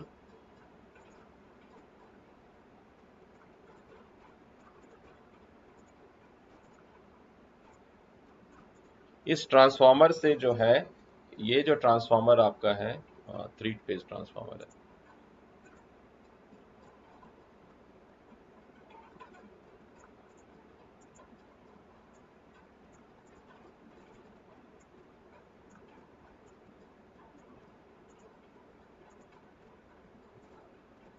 ठीक है, मान लीजिए कि इसमें जो सप्लाई आई है ट्रांसमिशन लाइंस तो ट्रांसमिशन पोल से आई है, दैट इज योर 11 किलोवोल्ट। अब ये सप्लाई यहाँ से आ गई, अब ये ट्रांसफार्मर के सेकेंडरी साइड यानी secondary side of the transformer, ये जो प्राइमरी था सेकेंडरी, यहाँ से जो है वो 4 तारें निकली, ये 4 तारें जो है इस पोल पर चली आ रही है ना, इस पोल पे चली आ रही है।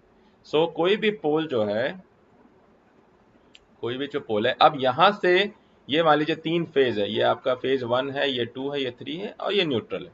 सो अब क्या है, यहाँ से एक फेज और ये neutral, this become your service mains. So ये तार जो यहाँ आई है ये आगे भी जाते रहेगी, तो आगे जाते रहेगी तो हर बार यहाँ से टैपिंग होगा, अगले घर को देंगे, ठीक है, पैरेलल में सप्लाई जाते रहेगी। So this wire is known as your service mains, ठीक है, गॉट इट। हाँ, so energy meter, so energy meter ये दो तरह के हैं, लेफ्ट वाला जो है अब प्रचलित नहीं है, ठीक है, राइट वाला जो है वो अब आपके घरों में लगा हुआ है, electronic. Single phase is commonly called residential voltage for many reason, one of which is that most home use it, it's the power present in the wall plug. This type of power relies on two wire conductor, that is phase और live wire and neutral wire to distribute. तो आपकी जो service main आते हैं उसमें दो ही cable आते हैं, अर्थिंग आपको अलग से करनी पड़ती है, and that is very important, that is your responsibility to complete the earthing. आप अपने घरों में जानिए कि अर्थिंग लगी है कि नहीं लगी है। डिस्ट्रीब्यूशन बोर्ड मैंने आपको बता दिया, 1+n पोल, मतलब कि आपका न्यूट्रल जो है सॉलिड लिंक है, शॉर्ट सर्किट अगर उसमें करंट आएगा तो ट्रिप नहीं करेगा, सिर्फ फेज में जब आएगा तब करेगा। लेकिन डबल पोल क्या कर रहा है, इधर फेज में शॉर्ट सर्किट करंट आए या ओवरलोड या न्यूट्रल में आए, it will trip, okay. So usually the main switch is in the modular board is at the left end of the line. Basic type of switches are SPST, single pole, single throw, single pole, double throw, double pole, double throw, double pole, single throw, double pole, double throw. So double throw का मतलब है both side, ये जैसे आप देखते हैं कई सारे होते हैं जो अप साइड और डाउन साइड। मैं आपको समझा दूं, डबल पोल डबल थ्रो जो है वो क्या है, या सिंगल पोल डबल थ्रो का मतलब ये होता है आपका कि मान लीजिए कि मैंने 2 फेज सप्लाई ले रखी है अपने पोल से, ठीक है, हमारे घरों में पहले 2 फेज सप्लाई भी आती थी, तो उस केस में क्या होता था कि ये मान लीजिए पोल है आपका, ठीक है, और ये तारें जा रही थी, ये तारें जा रही हैं, ये आगे की तरफ जा रही हैं। अब इसमें एक तो है न्यूट्रल, एक है आर फेज, एक है वाई फेज, एक है बी फेज। अब किसी घर ने कहा कि भाई मुझे 2 फेज सप्लाई चाहिए, ठीक है, मेरा लोड ज्यादा है, मेरे पास 2 फ्लोर हैं, सो मुझे जो है वो अलग अलग सप्लाई चाहिए। वो कह रहा है मेरे जो है वो 2 फ्लोर्स हैं और मुझे दोनों फ्लोर के लिए अलग सप्लाई चाहिए, ठीक है। या वो कह रहा है कि मैं एक ही घर रख रहा हूं लेकिन मुझे भाई 2 फेज चाहिए, क्योंकि कभी कभी क्या होता है कि एक फेज में सप्लाई कट जाती, तो उसने क्या किया, एक फेज सप्लाई यहां से ले ली, न्यूट्रल ले लिया और एक दूसरा फेज भी ले लिया। तो अब क्या होगा, हम यहाँ पे जो डिवाइस लगाते हैं उसको कहते हैं चेंज ओवर, अगर किसी ने सुना हो तो। सो यहाँ क्या होता है कि इधर एक हैंडल होता है, जब मैं इस सप्लाई को यूज करना चाहता हूं तो मैं इसको ऊपर की तरफ थ्रो करता हूं और ये यहां से कनेक्शन स्टैब्लिश करके मेरे घर में सप्लाई देता है। जब मुझे लगता है कि यहाँ वोल्टेज लेवल कम है, क्योंकि सप्लाई में भी वैसा होता है, फेजेस में अलग, फेज में अलग वोल्टेज होते हैं। कभी आप देखें किसी के घर में अच्छी रोशनी आ रही है, आपके यहाँ नहीं आ रही है, किसी एंड पे नहीं आ रही है, ऐसा हुआ है? या किसी के घरों में लाइन है, आपके यहाँ कट गई, तो कहते हैं भाई फेज कट गया है। फेज कट गया है मतलब कि भाई एक वायर जो है वो उसमें कुछ प्रॉब्लम हुआ है। तो वो अगर आपने 2 फेज दे रखा है तो आप क्या करेंगे, चेंज ओवर कर देंगे और आप दूसरा से सप्लाई इस्टेब्लिश कर लेंगे, ठीक है। सो इस कारण से क्या है, डिफरेंट तरह के स्विचेस हैं, बट हम जो स्विचेस यूज कर रहे हैं अभी घरों में वो सिंगल पोल सिंगल थ्रो, एक ही साइड आप उसको कर रहे हो, अप कर रहे हो, वो वापस कट जा रहा है, ठीक है। तो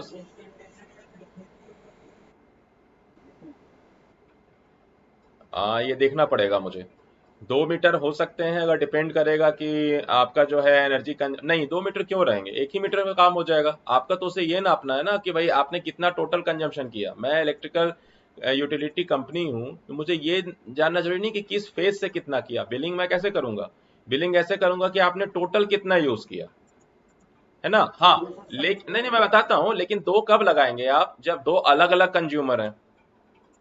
जैसे आप किसी बिल्डिंग में रहते हैं, वहां होता है ये प्रॉब्लम कि जो है सबके मीटर अलग लगे होते हैं, है ना। आप सब मीटर भी लगाते हैं, देखेंगे अगर आप कोई किराएदार है तो उसका जो मकान मालिक है वो एक सब मीटर भी लगाता है। देखा है आपने किसी कोई रह रहे होंगे किराए में तो। हाँ हाँ। तो वो देखिए पर्पस मीटर का अलग है, अगर मुझे अलग अलग उसको ये करना है, चार्जेस करने हैं, ठीक है। नहीं तो क्या है कि ठीक है, ये मैंने जो मीटर लगाया, अगर एक ही ऑनर है उसी को सिर्फ करना है तो मेजर कर लिया। अगर वो अपने किराएदार टेनेंट के साथ जो है उसको डिस्ट्रीब्यूट कर सकता है। जैसे मैं जब किराए में था तो मेरे जो ऑनर थी उन्होंने कहा कि ठीक है आप मुझे इतना परसेंट दे देना हर महीने का। मैंने कहा ठीक है। या फिर उन्होंने क्या किया, मेरा मीटर अलग लगा रखा था, बाद में अलग लगवा दिया मीटर, और वो मुझे फिर बिजली बिल दिखा देते थे कि आपका इतना कंजम्पशन हुआ। सो वहां पे हमें जो है अलग अलग मीटर लगाना पड़ेगा, तो वो एक फेज में भी 2 मीटर लगाने पड़ सकते हैं। दो अगर बिलिंग एक ही घर से आनी है, एक ही ऑनर है, तो इससे नहीं मतलब है ना, क्योंकि देखिए चेंज ओवर के बाद आपके मीटर में सप्लाई जा रही है। अब इसके बाद चेंज ओवर जो है वो है कि आप मुझे किस पोल से सप्लाई चाहते हैं, तो मीटर इसके बाद लगाया हमने। तो ये आपने पहले अगर इस फेज से यूज किया तो मीटरिंग इसकी हुई, इस फेज से यूज किया तो मीटरिंग इसकी हुई, लेकिन कंपनी कौन है? कंपनी तो वही है ना जिसका फेज आर फेज है, जिसका वाई फेज है, बी फेज है, वही जनरेट कर रही है। So why it will make it more costlier? उसका क्या मतलब है? वो तो सिर्फ डेटा चाहते हो कि आपने कितना फर्स्ट फेज यूज किया, कितना सेकंड फेज यूज किया, बस, ठीक है। सो 1 मीटर इज एनफ। आप चेंज ओवर के बाद लगा रहे हैं, कहां लगा रहे हैं? पोल, पोल से सर्विस मेन, सर्विस मेन से चेंज ओवर, चेंज ओवर से मीटर। अगर चेंज ओवर अगर आर फेज का है तो आर फेज की मीटरिंग करेगा, वाई का है तो वाई करेगा। मीटर को नहीं ना पता है कि सप्लाई जो है वो आर वाई बी है, उसको तो ये पता है मेरे में इलेक्ट्रिसिटी कितनी क्रॉस कर रही है, ठीक है। हाँ, वो आगे की बात है, पहले हम इतना को कवर कर लें। मैं एडवांस कहाँ जा रहा हूँ अभी, अभी तो मैं कह रहा हूँ पहले हम इसको समझ लें। अगर आप कॉमर्शियल में इंटरेस्टेड हैं तो वो अलग मामला हो जाएगा, है ना। क्या अंतर होना चाहिए आप मुझे बताइए, किसी मीटर में क्या अंतर होना चाहिए जो आपके घर में लगा हुआ है? सबसे बेसिक अंतर तो है कि आपके घर में कौन सा मीटर लगा हुआ है? सिंगल फेज मीटर लगा हुआ है, क्योंकि आपके जो लोड है वो सिंगल फेज लोड है। लेकिन जो कॉमर्शियल लोड होगा वो क्या होगा? क्या है, घर का लोड होगा, वो ज्यादा होगा, तो उसको कौन सी सप्लाई लेनी पड़ेगी? उसके जो एमडीबी होंगे वहां से चलिए ना। उसका जो मेन डिस्ट्रीब्यूशन बोर्ड होगा, that will be 3 phase main distribution board. वहां यहाँ डबल पोल नहीं लगा होगा, वहां टीपीएन लगा होगा, ट्रिपल पोल न्यूट्रल। यहाँ जो मैं आपको फिगर दिखा रहा हूँ, किसका दिखा रहा हूँ? रेसिडेंस का। वहां क्या होगा? ट्रिपल पोल न्यूट्रल लगा होगा, टीपीएन, या फिर 4 पोल एमसीबी लगा होगा। और वहां जो है सब चीज का रेटिंग अलग होगा। उसके बाद आप जो है वो तीनों फेज पर लोड देंगे, लोड बैलेंसिंग करेंगे, वो बहुत एडवांस चीजें हो जाएंगी। तो वो अगर आप इलेक्ट्रिकल इंजीनियर होते तो उतना दूर तक जाना है, आप साइट पे जाके भी उस चीज को नहीं टच करोगे, है ना। वो इलेक्ट्रिकल इंजीनियर देखेगा। लेकिन आपके घरों में जब कॉमन प्रॉब्लम आते हैं और कोई इलेक्ट्रिशियन को आप बुलाते हो, तो आपको इतना जानना ज्यादा जरूरी है, ठीक है। नहीं तो there are lot of things, installation, commissioning, maintenance, there is a single subject, ठीक है। तो हम उतना डिटेल नहीं जा रहे हैं कि 3 फेज मीटर, फिर बहुत सारी चीजें आनी शुरू हो जाएंगी। Got it? तो मैं ये कोशिश कर रहा हूं कि जितना प्रैक्टिकल हो सके छोटी छोटी बातों को जान के। तो आपको ये पता होना चाहिए कि जो आपके घर के पोल के आसपास जो लगा हुआ है ट्रांसफार्मर, वो डिस्ट्रीब्यूशन ट्रांसफार्मर है। उस पोल को डिस्ट्रीब्यूशन पोल कह रहे हैं। एक तरफ से जो इनकमर है वो 11 किलो वोल्ट है, जो आउट गोइंग लाइन्स है 4 वायर, वो आपकी 440 वोल्ट है। आपके घरों में जो सप्लाई आ रही है वो एक फेज और एक neutral, that is through service main. Service main से कहा जा रहा है आपके सिंगल फेज, यहां देखिए लिखा है ना सिंगल फेज, इसीलिए सिंगल फेज एनर्जी मीटर, ठीक है। सिंगल फेज एनर्जी मीटर के बाद जो है वो आपके एमडी में जा रहा है, एमडीबी में जा रहा है, मेन डिस्ट्रीब्यूशन बोर्ड में। और मेन डिस्ट्रीब्यूशन बोर्ड में दो ही तरह की चीज लगी हुई है। यहाँ आ जाए एक बार। मेन डिस्ट्रीब्यूशन में दो तरह के ही एमसीबी लगे हुए हैं। एक लगा हुआ है आपका मेन स्विच, जिसको आप डबल पोल है, और बाकी लगा हुआ है एक ईएलसीबी, और उसके बाद ये सिंगल एमसीबी लगे हुए हैं, सिंगल पोल एमसीबी, जो मैंने यहाँ इसलिए थोड़ा सा अलग से आपको बता दिया है, ठीक है। यहाँ आ जाइए, ये बता दिया है, ठीक है। एक बात और ऐड कर दूं जो मैं भूल रहा था, जो हमने अभी कहा कि आप जब जाएंगे मार्केट में तो there can be type, C type and D type of poles. क्या होता है देखिए ना, आपने देखा C32 लिखा हुआ था, C32, ठीक है। ऐसे ही आप देखेंगे बी भी लिखा होता है, so this is for the purpose of driving the motor. एक जब हम मोटर स्टार्ट करते हैं अपने घरों में, जो आप मोटर लगा रखते हैं, उसके दो करंट होते हैं। एक होते हैं स्टार्टिंग करंट। कौन सा करंट होता है? Starting current. दूसरा क्या होता है उसका? Running current.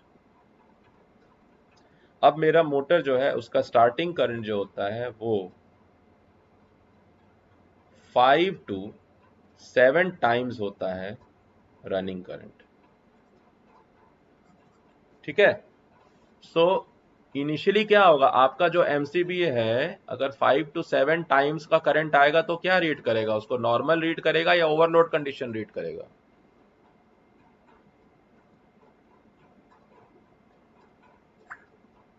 हेलो। अगर कोई आपने एमसीबी लगा रखी है जो 6 एम्पियर का है, आपका मोटर जो है, हाँ आपका जो मोटर, हाँ जिस पूरा पूरा सुन लीजिए फिर से। आपका मोटर जो है रनिंग कंडीशन में मान लीजिए कि 3 एम्पियर लोड ले रहा है, अज्यूम करिए। लेकिन स्टार्टिंग कंडीशन में 5 टाइम्स का मतलब है 3 5 जा 15 एम्पियर से 3 7 जा 21 एम्पियर तक का करंट ले रहा है। तो ये 6 एम्पियर का एमसीबी क्या करेगा उस समय? जैसे ही ऑन करूंगा ट्रिप हो जाएगी। ठीक है। So there we design B type और सी टाइप और डी टाइप। तो बी टाइप डिजाइन होता है कि अगर मेरा नॉर्मल करंट बिटवीन है 5 times to 3 times of overload.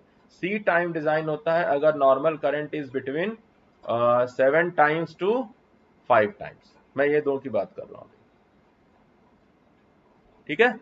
इसका पर्पस क्या है? इसका पर्पस ये है कि अगर बहुत शॉर्ट ड्यूरेशन के लिए ओवरलोड आएगा तो उस समय ऐसा नहीं हो कि उस सिस्टम को ही नहीं स्टार्ट होने दे, क्योंकि लोड की प्रॉपर्टी है सडन ऑफ जो है वो थोड़े देर के लिए, बिल्कुल फ्रैक्शन ऑफ सेकेंड के लिए वो हाई एम्पियर करंट लेगा, स्टार्टिंग करंट होगा। जब वो रनिंग कंडीशन में आ जाएगा तो फिर वो बिलो द रेटेड वैल्यू आ जाएगा। सो उस केस में हम बी टाइप या सी टाइप लगा रहे हैं। आपके घरों में देखने बी और सी लगा दिखाई देगा आपको। अगर मेरा लगता है रेटेड करंट 3 गुना से 5 गुना तक जा रहा है तो बी टाइप लगा दिया। अगर लग रहा है रेटेड करंट 5 गुना से 7 गुना तक जा रहा है तो फिर सी टाइप लगा दिया। ठीक है। समझ में आ गई बात? इतना जो बताया समझ में आ गया? This is not less, it is not more than even not less, it is sufficient कि आपको जो है समझ में आ जाएगा कि आपके घरों से जो सप्लाई आई थी एमडीबी तक। Still do not make practical with opening your IMDb. May be IMDb metallic होता है और अगर ठीक से वायरिंग नहीं हुई तो उसमें भी करंट आ सकता है। मैं आपको बताऊं, do not touch any metallic body unless or until you are sure that you have a secured earthing at your home। किसी भी मेटालिक बॉडी को आप, चाहे वो एमडीबी ही क्यों ना हो, ठीक है, it can give you shock if it is not proper earthed. Any metallic body, any metallic system. हाँ मैं अपलोड कर दूंगा, चिंता मत करिए। ठीक है। नो इशू, मैं जान रहा हूँ। I I last last 1.5 year से जो हमें समझ में आया है, we are all the time improving, है ना। हम जो बेहतर कर सकते हैं कर रहे हैं। ठीक है। ताकि जो है आप जो जिनका सिग्नल ब्रेक हो रहा है वो कंप्लीट कर लें, जो नहीं अटेंड कर पाए हैं वो कर लें, जिनको एक बार में नहीं समझ में आया वो दोबारा समझ लें, जिनको दोबारा नहीं समझ में आया वो 3 बार में समझ लें, है ना। सो जो हो सकता है वो किया करने की कोशिश की जा रही है। सो मैं ये बताना चाह रहा हूँ सबसे इंपॉर्टेंट बात, कोई मेटालिक बॉडी जो आपके हैं, कोई भी हो, याद रखिएगा मैं कह रहा हूँ, एनी मेटालिक बॉडी, अनटिल और अनलेस वो आपको सिक्योर्ड नहीं है आप अर्थिंग के लिए, do not touch when it is in on condition. क्योंकि आपने अगर ये सप्लाई दे रखी है इसको, ये आपके यहाँ फेज आ रहा है, ये जिसको लाइव वायर कह रहे हैं, ये आपका न्यूट्रल आ रहा है, आपने सप्लाई दे रखी है। ये डिवाइस में मैं वही कह रहा हूँ, या तो कॉयल है या समथिंग है। कॉयल में भी कॉयल है, हीटर में भी कॉयल है, रजिस्टिव और इंडक्टिव इफेक्ट है। ये कॉयल है और अगर ये कहीं गलती से एक्सपेंड हो जाए समय के साथ, ये एक्सपेंड होकर के कहीं यहाँ टच कर रहा है, या फिर ये ब्रेक कर गया और ये टच कर रहा है, दोनों कंडीशन में ये जो है कंप्लीटली आपका जो है इलेक्ट्रिसिटी कैरी कर रहा है metallic body. So if any person will come and bare footed he touches, he just come and he touches this, and वो जो है जमीन से connected है। so what will happen, this is at zero potential and you are at very high potential। 220 volt है तो आप समझिए कि आपकी जो घर में एसी सप्लाई आती है, मैं जिसको 230 वोल्ट कह रहा हूँ, that is your RMS value.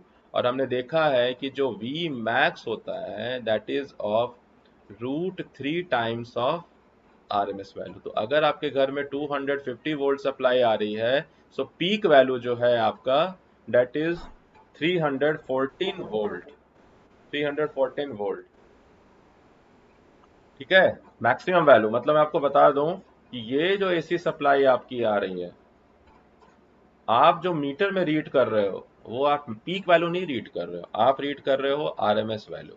वो आपको दिखा रहा है 240 वोल्ट या 250 वोल्ट। सो जब आपको शॉक किसी को लग रहा है तो 1 सेकंड में इतना बार पीक शॉक लगेगा उसे, 314 volt.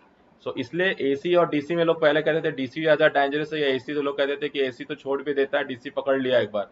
But AC is more dangerous, क्योंकि अगर डीसी 240 वोल्ट है तो 240 वोल्ट का शॉक लग रहा है, लेकिन अगर एसी 240 वोल्ट है तो आपको पीक वैल्यू 315 वोल्ट का शॉक लग रहा है। सो आपका बॉडी एक बहुत ही अच्छा कंडक्टर है, और जब आपके बॉडी से करंट फ्लो करेगा, so it will just dry out the blood from your body first, है ना। So it's very very very painful. और अगर आपने वेट बॉडी है, सो उसका रेजिस्टेंस तो और बिल्कुल जीरो की तरफ जा रहा है। सो बहुत सारा करंट, देखिए आदमी जो है ना वोल्टेज से नहीं डेथ होता है, आदमी का डेथ होता है करंट से, याद रखिएगा इस चीज को। कोई 11,000 वोल्ट को भी टच कर दे, है ना, जो लोग काम करते हैं 11,000 वोल्ट के पोल पे और वो उसको टच करके बैठे हैं, लेकिन नीचे उन्होंने हाई इंसुलेटिंग मटेरियल रखा है, so they are at the 11 kilo volt potential, so there is no flow of current. But if somebody in the on the ground है, कोई ग्राउंड पे खड़ा है और उसने इसको छू दिया, तब तो गए दोनों। Got my point. इसीलिए क्या होता है, जो पावर सेक्टर में काम करते हैं उन्हें इंसुलेटिंग ग्लव्स दिया जाता है, इंसुलेटिंग सूट्स दिया जाता है, इंसुलेटिंग प्लेटफॉर्म पे वो काम करते हैं। जो बड़े बड़े पैनल रूम होते हैं वहां आप देखेंगे कि जो पैनल रूम होते हैं जहां पर, वहां सामने जो होता है वो रबड़ के मोटे जो है वो मैट्स लगे होते हैं, इंसुलेटिंग मैट्स। फिर भी अगर आप वहां वेट चप्पल पहन के आ गए हैं तो हो गया फिर तो, है ना। सो इलेक्ट्रिसिटी के सेफ्टी चीज़ों को आज की डेट में किसी भी चीज़ के सेफ्टी एस्पेक्ट्स को समझना बहुत ज़्यादा जरूरी है। सो मुझे लगता है कि that is enough, nothing I have left from the syllabus point of view, and we have gone outside the syllabus to understand the practical world which is relevant to you. I have not discussed the industries and the other commercial sectors, but we are very much related and we are very much connected in daily to daily life with the residential system. So we must understand the outlet, and we must understand the common use of the cables and the MCB and the specifications, why they are so, and what you can conclude. Don't go and diagnose the circuit if it is there is a problem, but you can conclude from the outside ki, okay, this is the problem, so nobody can make fool of you. Okay, this is not required, but you will see someday somewhere, तो उस समय आप नहीं कहोगे यार ये क्या चीज होती है। Got it? Done? Yeah. Fine. So I hope you will go with the PDF, we will go with the video, and last chapter number 7 I hope I have shared. So एक बार क्या है, किसी एक दिन छुट्टी जैसे हो, सैटरडे हो, संडे हो, ये सारे चैप्टर्स को ना एक साथ पढ़िएगा, तो आपका माइंड लिंक करेगा कि हाँ, जनरेशन से ट्रांसमिशन, ट्रांसमिशन से डिस्ट्रीब्यूशन, डिस्ट्रीब्यूशन से डिस्ट्रीब्यूशन पोल, डिस्ट्रीब्यूशन पोल से घर, और घर के अंदर फिर अगला चैप्टर आएगा तो मोटर्स के ऊपर बात करेंगे, या लाइट सर्किट जो मैं आपको दिखा रहा हूँ, मैं हर बार बात कर रहा हूँ सारी, ऐसा नहीं है कि मैं आज पावर प्लांट की बात करूंगा तो सिर्फ पावर प्लांट की, क्योंकि हम हर बार कनेक्ट करेंगे, उससे क्या वहां तक जाओगे, सो आपको स्लोली स्लोली क्या होगा कि वो कंफर्टेबल हो जाओगे। सो आज भी मैंने एमसीबी की बात कर दी है, सिंगल फेज की बात कर दी है, एक्चुअली आप देखोगे तो मैं हर बार आगे तक के चैप्टर की भी बात इसी में कर रहा हूँ। सो जो नेक्स्ट आप पढ़ोगे उसमें आप यही पढ़ोगे, पावर सर्किट और लाइट। लाइट मतलब लाइट नहीं, लाइट मतलब जो हल्का है, जो लेस करंट ड्रॉ कर रहा है। पावर सर्किट मतलब जो हैवी करंट ड्रॉ कर रहा है। ठीक है, सो लाइट सर्किट मीन्स आपके जो 1000 वॉट से कम के हैं लोड, वो सारे लाइट सर्किट में, 1000 वॉट एंड अबव जो है वो हैवी सर्किट या पावर सर्किट में। तो दो तरह की अलग सर्किट बनाते हैं, दो तरह की अलग वायरिंग होती है, दो तरह की अलग कॉन्ड्यूट चलनी चाहिए घरों में। लेकिन क्या करते हैं, कॉमर्शियल भी मैंने देखा है कि एक ही बड़े कॉन्ड्यूट में लाइट भी डाल देते हैं और पावर वायर भी डालते हैं। 2.5 mm का तार भी उसी में चला जाता है। देखिए 2.5 mm स्क्वायर है, लेकिन लैंग्वेज बोलने में लोग 2.5 mm बोलते हैं, इसलिए मैं इसको यूज कर रहा हूँ। सो 2.5 mm का भी उसी कॉन्ड्यूट में जा रहा है जिसमें कि 1.5 mm का जा रहा है। डिजाइन जब हम करते हैं तो ये डिजाइन किया जाता है कि एक कॉन्ड्यूट चाहे वो 20 mm का है, 25 mm का है, उसमें से कितने वायर क्रॉस करने चाहिए, क्योंकि जब करंट फ्लो करता है तो उसमें से हीट प्रोड्यूस होता है। हीट को डेसिपेट भी करना जरूरी है, और अगर कंसील्ड वायरिंग है, दीवारों के अंदर में वायरिंग है, तो कैसे डिसिपेट होगा।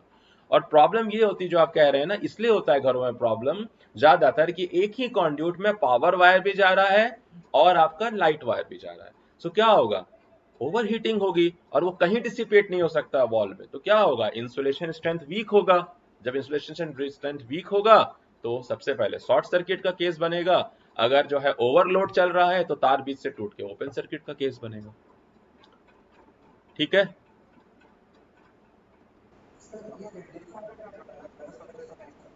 रिड्यूसर क्या बोल रहे हैं?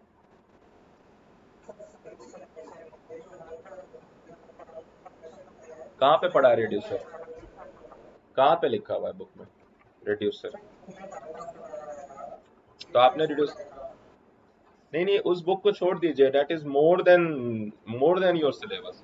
ठीक है, तो मैं वो कवर कर रहा हूँ जो सिंप्लीफाइड पिक्चर है। See, the things are never complete at your end. बहुत सारी चीजें हैं, बट ये क्या है कि ये जितनी बातें कर रहे हैं, you are not seeing outside your home. Are you seeing these diagrams? You are not seeing. Okay, so आप अगर अगर आप पढ़ना भी चाहते हैं, तो अगर रिड्यूसर लिखा होगा तो रिड्यूसर का के बारे में बताया होगा कि व्हाट इज रिड्यूसर। वो पढ़ा है आपने? क्योंकि यहाँ तो बहुत सारी चीजें बहुत एक्स्ट्रा दिया हुआ है। हम्म, ठीक है, कोई बात नहीं। अगर मुझे लगेगा कि रेलेवेंट है तो मैं एक्स्ट्रा सेशन में कंप्लीट कर दूंगा, बट जितना रेलेवेंट है that is I am prepared और पीडीएफ। ठीक है, नेक्स्ट चैप्टर आपका जो ये पावर सर्किट है और 2 पन्ने का है। So I will advise you you go through this. इस बुक में भी ठीक है 2 पेजेस है, और मैंने कुछ अगर नोट्स बनाएंगे तो मैं शेयर कर दूंगा, बाकी कुछ वीडियोस भी हैं वो मैं शेयर कर दूंगा। ठीक है, okay. And if you are some extra doubt you can compile it to your CR. So हम एक साथ कंप्लीट कर लेंगे। एक क्वेश्चन में नोट कर लिया रिड्यूसर का, और अगर कुछ होगा तो just share with the CR and CR will submit to me. ठीक है, अगर बहुत इंपॉर्टेंट लगेगा कि रोज की लाइफ के इंपॉर्टेंट है, तो we will definitely cover that also. Fine, so that's हाँ, क्या बोल रहे हैं, नहीं समझ में आ रहा है। हाँ, क्लास एंड हो गया अमित, क्लास एंड हो गया है। ठीक है, ठीक है, that is enough for you all. Okay, okay, bye.